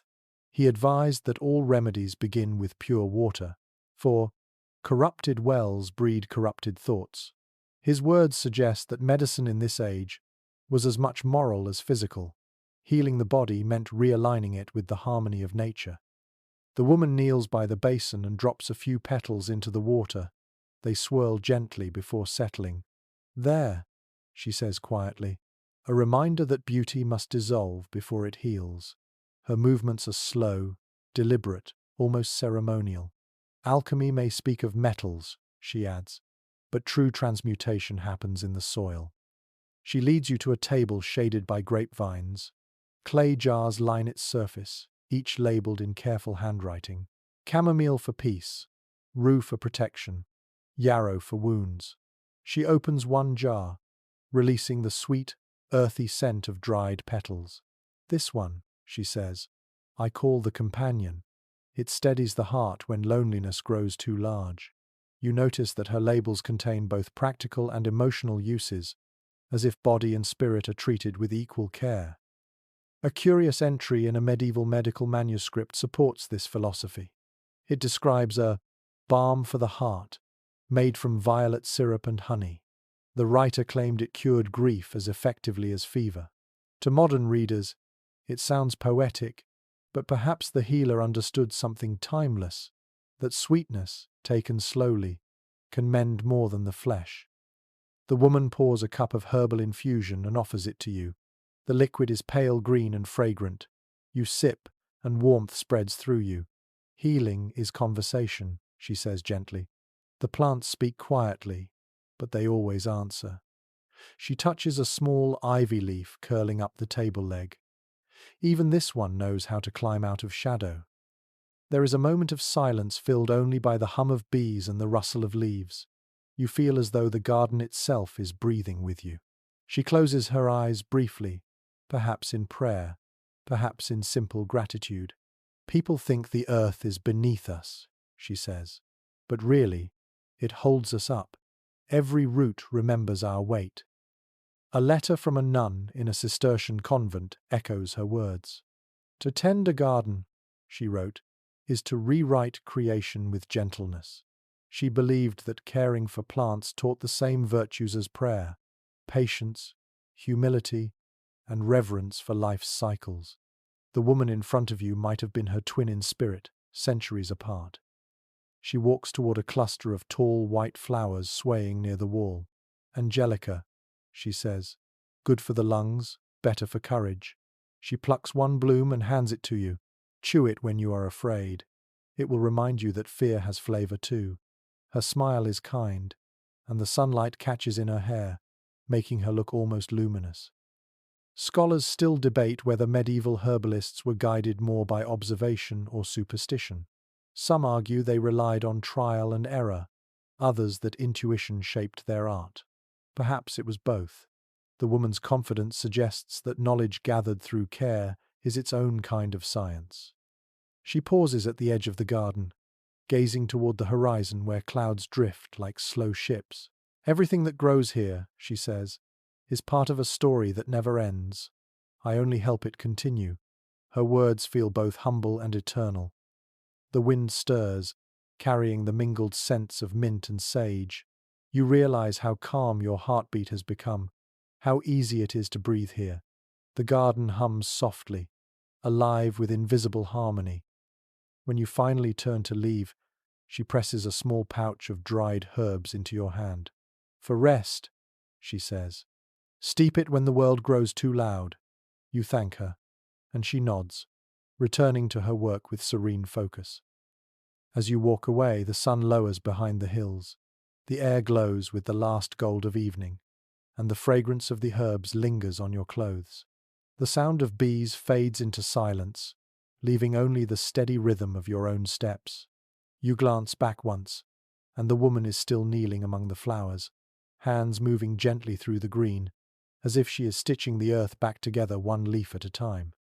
Evening settles like silk over the hills. The wind cools, carrying the smell of damp stone and faint wood smoke from distant cottages. You walk toward a small village perched beside a lake, its surface reflecting the last light of the setting Sunday lanterns glimmer along the docks, swaying gently in the breeze. Somewhere nearby, you hear the rhythmic clang of metal against metal. The sound draws you closer until you reach a low stone forge glowing with steady fire. Inside, a blacksmith works, each swing of his hammer echoing like a heartbeat against the anvil. He pauses when he sees you, wiping his brow with a sooty cloth. His arms are strong, his face weathered, his expression patient. Come in, he says in a deep, measured voice. The night cools faster when there's company. You step into the warm glow. Sparks leap from the forge like fireflies. The air smells of smoke, sweat, and molten iron. On a table beside him rests an assortment of objects: blades, horseshoes, tools, and something stranger, a small disc etched with intricate symbols. You pick it up, and he nods. A charm, he explains, for protection or perhaps for remembrance. Depends on who asks for it. He takes it from your hands and holds it over the flame until it glows faintly red. Iron listens to intention. That's what the old ones taught. In medieval times, blacksmiths were often regarded with a mixture of respect and unease. They worked with fire and metal, shaping the raw materials of the earth into tools that could build or destroy. Some villages whispered that they knew secret prayers to calm the flames. Others claimed their forges were blessed by angels or guarded by spirits. Historical accounts from rural France describe smiths as both craftsmen and protectors, makers of weapons and warders against evil. The man at the forge sets the disc into a basin of water. Steam rises with a hiss. Every object keeps a little of its birth inside it, he says. If you temper it with anger, it remembers. If you temper it with peace, it carries calm. His words sound simple, but you can tell they come from long practice. He hands you the cooled charm, now dark and smooth. Here, he says, touch it. It holds both fire and water now. That's balance. A curious tale from an English chronicle tells of blacksmiths who made nails for church doors on holy days, believing the metal absorbed sanctity from prayer. The same nails, when used in building homes, were said to bring good fortune. Archaeologists have even found tiny iron crosses hidden in the foundations of old cottages, evidence of a faith that mixed the sacred and the practical in equal measure. The blacksmith returns to his work, heating a piece of iron until it glows like sunrise. His hammer rises and falls with slow rhythm, each strike ringing through the air. I've seen men call this craft magic, he says, not looking up. But there's nothing magical about fire and patience. The magic is what people feel when they see the shape of their need turned into something real. You watch him work, mesmerized by the harmony of motion and sound. The rhythm feels ancient, almost ceremonial. The hammering becomes a kind of chant, each note resonating in your chest.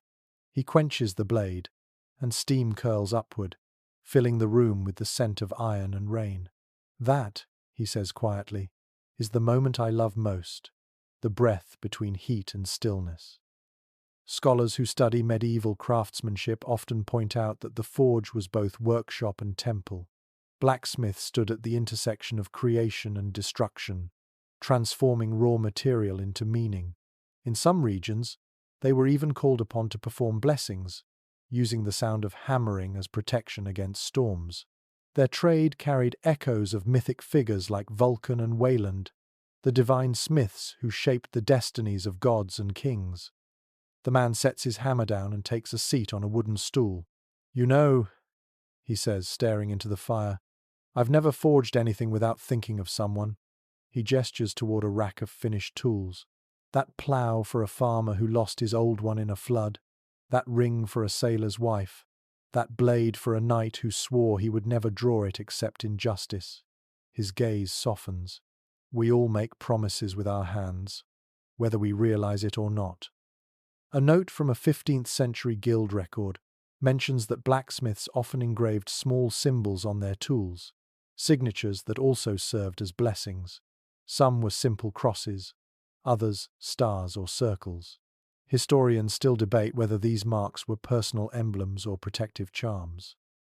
Either way, they carried intention, the invisible ingredient in every craft. The blacksmith stands and takes a long iron rod from the coals. Watch, he says. He draws it out, stretching it thinner with each strike until it glows white at the tip. Then, with a single swift twist, he shapes it into a spiral. There, he murmurs.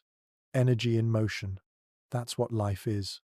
He cools it quickly, and the metal darkens, the spiral locked in place. Some call it art. I call it remembering. You hold the spiral carefully. It's heavy, yet its curves seem to hum with quiet life.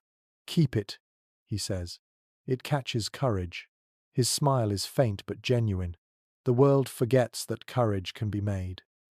Outside, the lake reflects the rising moon. The forge glows behind you like a single star, steady and alive. You can still hear the faint ring of the hammer, echoing across the water long after you've left. The charm in your pocket feels warm, as though the fire within it still breathes. You think of all the hands throughout history that have shaped metal into meaning, the ones who saw no difference between work and wonder. Every blade, every hinge, every small tool carries their silent faith that the world can always be remade, if only with patience and heat. As you reach the edge of the village, the blacksmith's voice seems to drift through the night behind you, carried on the soft wind. Strength, he says, is not hardness. It's remembering the fire without letting it consume you. You walk on, feeling the warmth of the charm pulse once more before fading to a steady, living calm. Night falls quietly over the fields, the sky stretching vast and deep above you. The stars bloom one by one, faint at first, then bright enough to cast a silvery haze on the path ahead. The air smells of damp grass and wood smoke drifting from faraway hearths. You walk until the ground rises again, and there, perched on a low hill, stands a stone observatory. Its dome is open to the heavens, a dark mouth drinking starlight. Inside, a man in a long grey cloak adjusts a brass instrument that gleams like honey in the candlelight. He does not look surprised to see you. "You're just in time," he says, voice calm and deliberate. "The sky is unusually clear tonight." He gestures toward the telescope, though it is not the kind you know. It is smaller, simpler, a polished tube with rings of engraved numbers. "Come closer," he invites. "Have a look." You peer through the glass and gasp softly. The moon fills your vision, enormous and brilliant, its craters sharp as fingerprints. The sight makes you forget the cold. "She never sleeps," the astronomer says, smiling faintly, "even when the rest of us dream." From surviving medieval manuscripts, we know that scholars watched the skies long before telescopes were perfected. They used quadrants, astrolabes, and charts to measure the movements of the stars. Astronomy was both science and devotion, a way to read the handwriting of creation.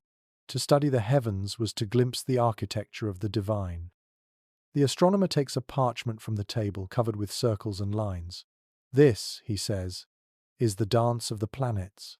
His quill moves with elegant precision, tracing the paths of Mars and Venus. People think of the sky as distant, but it's as alive as the soil. Every movement above echoes a rhythm below. He looks at you, his eyes reflecting the candlelight. That's why wizards studied the stars, not to predict fate, but to understand harmony. A curious story from Persia tells of an astrologer who could forecast eclipses centuries in advance. When asked if that made him a prophet, he replied, "No, just a patient reader." His humility was rare in an age that feared knowledge as temptation. Even so, rulers sought his counsel. They understood that someone who could read the heavens might also read the hearts of men. The astronomer turns back to his instruments, adjusting a small brass wheel marked with tiny runes.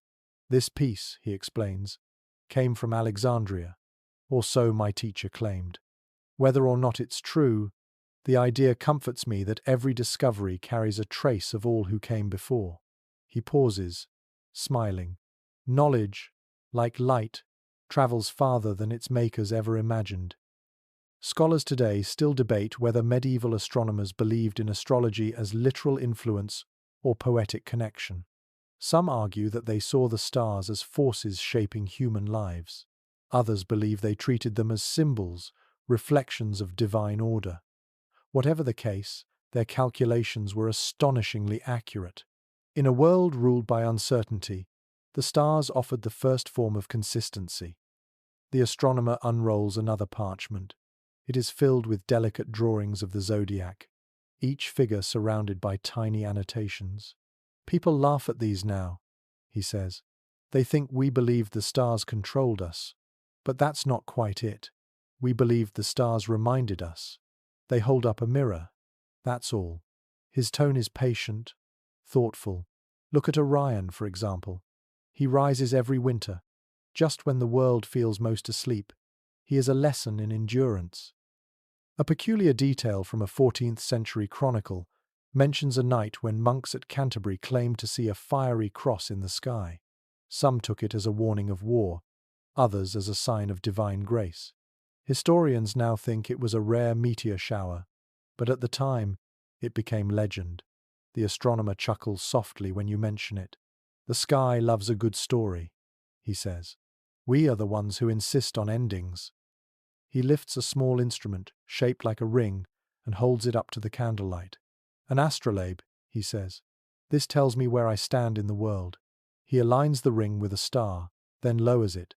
Imagine, he says, measuring distance not in miles but in wonder. He sets it gently on the table. That's what this work really is, measuring wonder. You ask him if he ever tires of watching the same stars every night. He smiles. The stars never repeat themselves.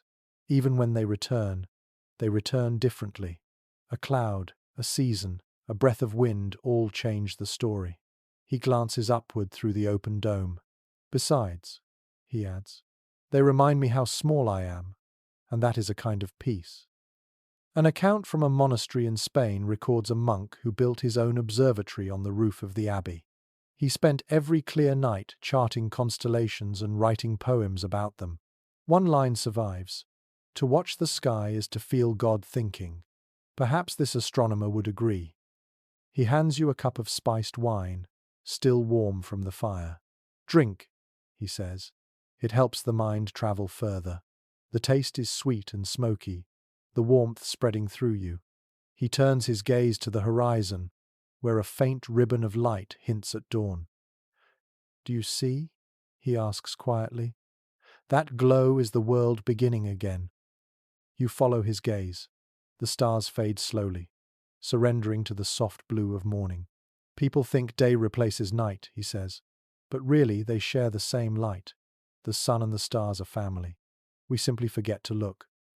The observatory fills with the smell of cooling metal and parchment warmed by candle flame.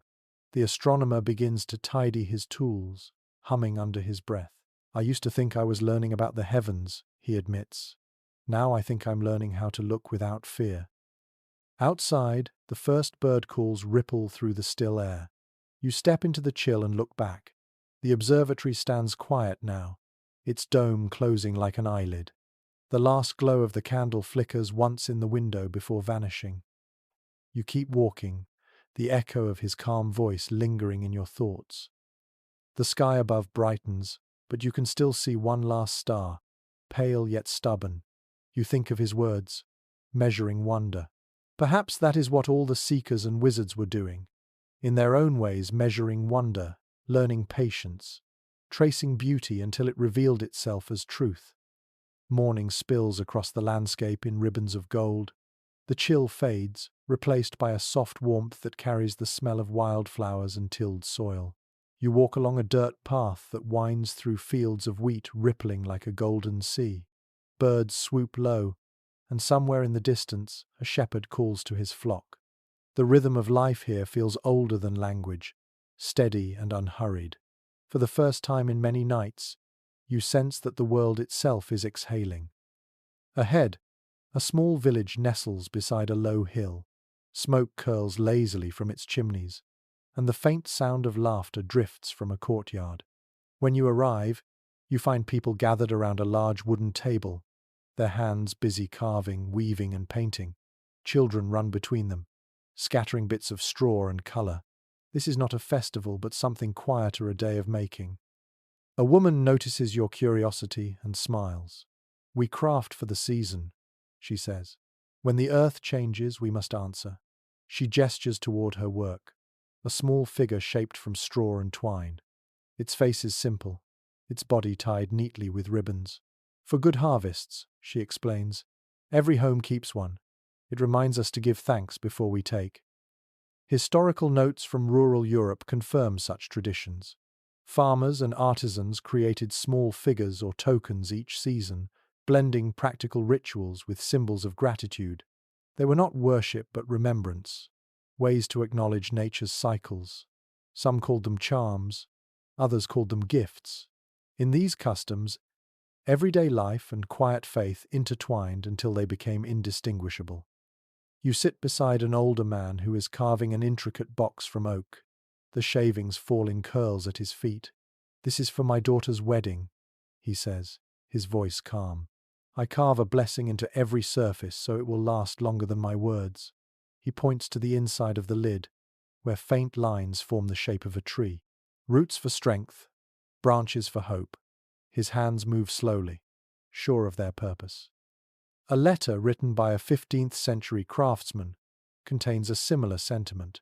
"We work not for coin alone," it reads, "but to leave the world one shape more beautiful than before."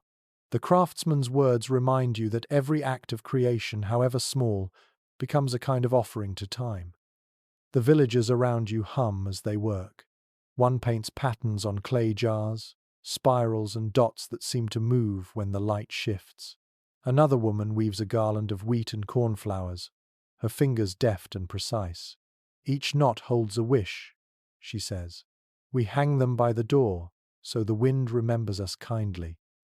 Archaeologists have found traces of such rural rituals carved into barns and doorframes, sun symbols, protective circles, and delicate etchings meant to keep misfortune away. Scholars debate whether these marks were remnants of pagan belief or simple gestures of hope. Perhaps they were both.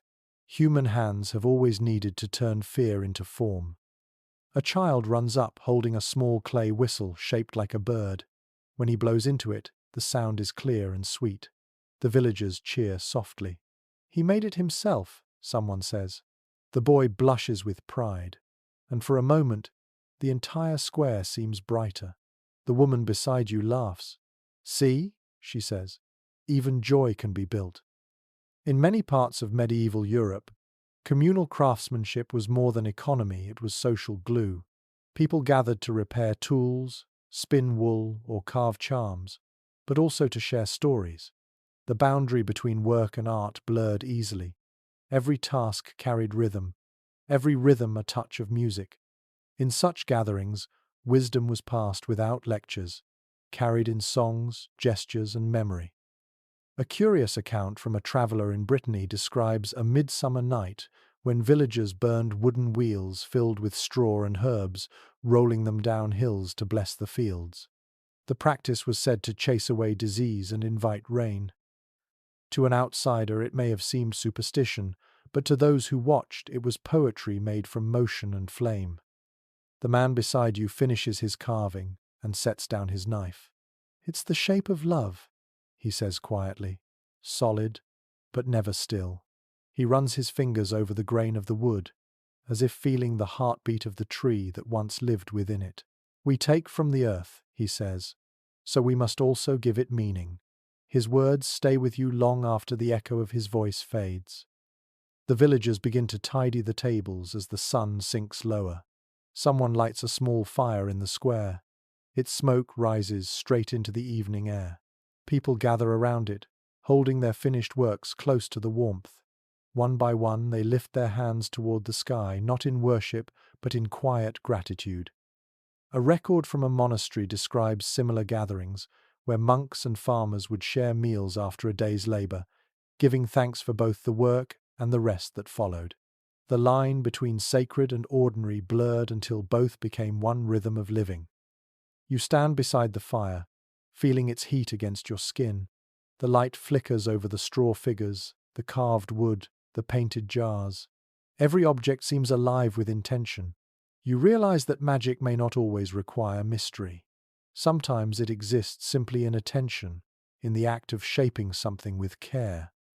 The woman who greeted you earlier hands you a small piece of ribbon dyed deep blue. "For your next journey," she says. "Tie it to something you wish to remember." You thank her and tuck it safely into your pocket. When you finally walk away, the firelight fades behind you. The fields rustle softly under the first breath of night.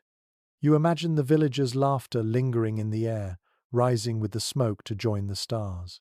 The blue ribbon feels light against your hand, carrying the faint scent of dye and summer wind. You understand now that every creation, no matter how humble, leaves a trace of its maker, a quiet promise that beauty will continue, as long as someone remembers to make it. By late afternoon, clouds gather above the fields, their shadows drifting slowly across the hills. The wind grows cool again, and the air smells faintly of rain. You follow the winding path toward a wide lake fringed with reeds. The surface is smooth, broken only by ripples from a single swan gliding through the water. On the opposite bank stands a cluster of low stone buildings crowned with flags that flutter softly in the breeze. You cross a narrow bridge and hear voices echoing from inside the largest hall. When you enter, you find a circle of scholars seated around a long wooden table. Scrolls, maps, and astrolabes are scattered across its surface. Their robes vary in color and design, some plain, others richly embroidered. One of them, an older man with a white beard, looks up and gestures for you to sit. "We meet here each year," he says, "to share what we have learned and what we have not." His tone carries both gravity and warmth.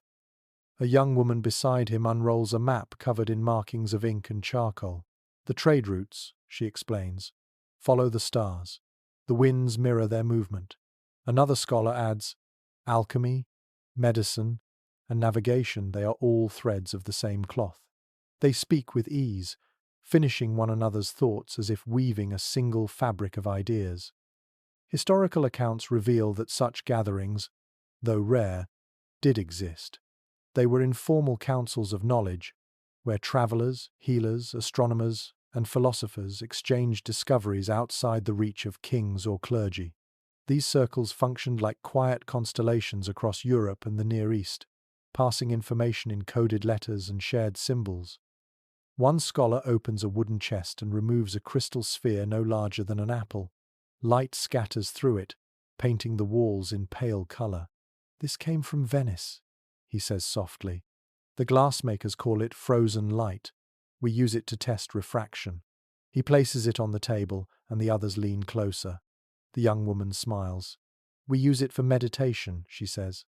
"It reminds us that clarity is not always transparent." Their laughter fills the room, low and genuine.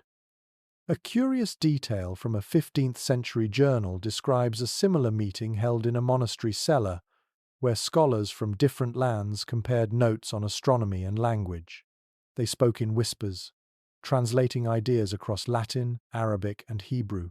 The writer noted that no single tongue could hold all truth. The sentiment echoes through this hall even now. The older man at the table speaks again. "We are called wizards, sages, dreamers," he says, "but we are only listeners. The world hums its music. We are tuning our ears."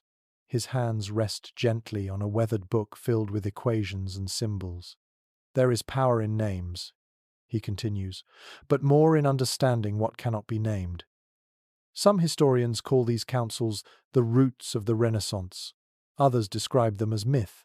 Perhaps they were both, meetings half real, half remembered, where imagination and intellect met as equals. What matters is that their legacy remains the idea that knowledge grows through conversation, not conquest. A younger scholar at the edge of the table, barely more than a boy, speaks for the first time. "My master taught me that every question is a candle," he says shyly. One light becomes another. The room falls quiet, and the older man nods. "Yes," he replies. "And when the last candle burns out, dawn will already be waiting." You sit among them as they share their findings. A new herb found in the mountains that soothes fever, a method for measuring distance with shadows, a strange tale of stones that sing when struck. Each story is offered like a gift, its purpose not possession but continuity. One woman describes a dream she had during her travels, of a library built from glass where every page shimmered with stars. The others listen in reverent silence. "Perhaps that library already exists," one suggests. "Perhaps we are only remembering it." They all smile at the thought. In surviving correspondence between scholars of this era, such poetic exchanges appear frequently. Logic and imagination were not rivals, they were companions. To dream was to think, and to think was to dream with purpose. The candles burn lower. The lake outside glows with reflected starlight. and thunder murmurs somewhere beyond the hills.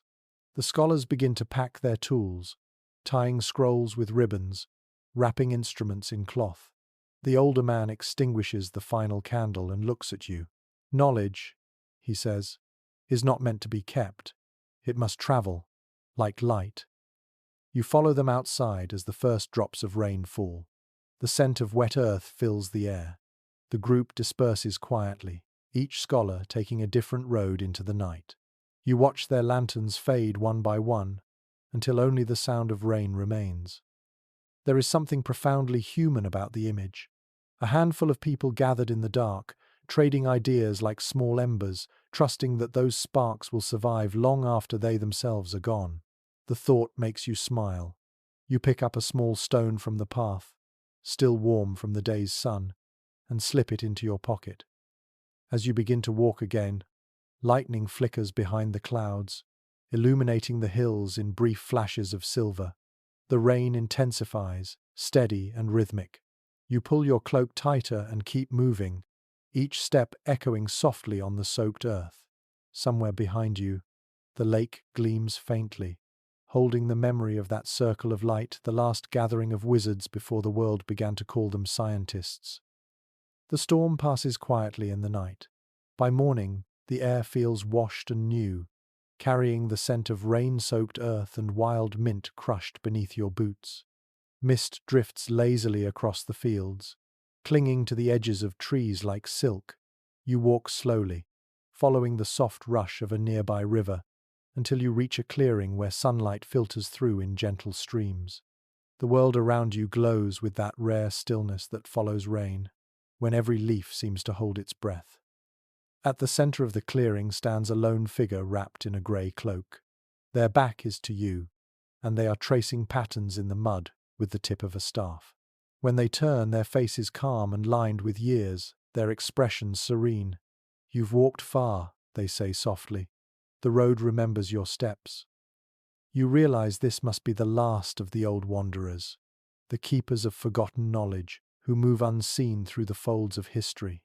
The air around them feels lighter, as if their presence balances the world. "I've been waiting," they continue.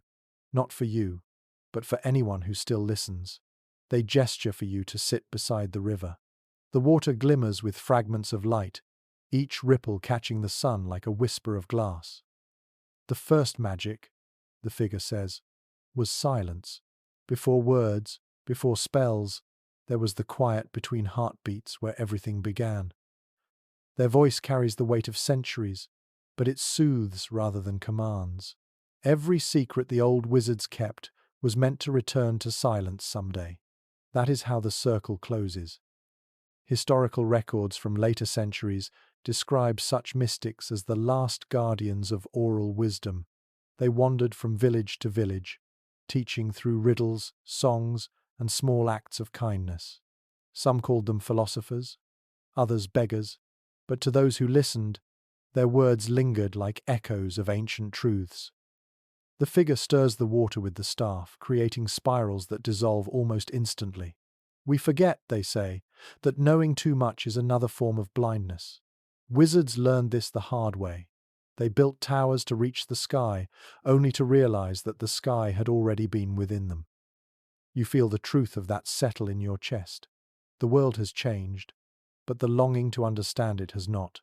You think of the alchemists and dreamers, the herbalists and blacksmiths, the monks with ink-stained fingers, the astronomers tracing the heavens. Each sought connection, not domination. Each turned mystery into meaning, if only for a moment. The figure smiles as if reading your thoughts. "Yes," they say, "they were all the same story told with different words. The stone, the fire, the star, the seed, all mirrors of the same longing." They lean closer, lowering their voice. The true secret of the wizards was never hidden in books or formulas. It was this: wonder itself is sacred. A curious note from a Renaissance traveller mentions meeting a hermit who taught a similar lesson. "The wise," he wrote, "do not try to hold the light. They learn to walk with it." Perhaps this figure before you is that same soul, returned through time in another form. They reach into a pouch and pull out a handful of smooth pebbles, tossing them gently into the river. Each one, they say, is a question.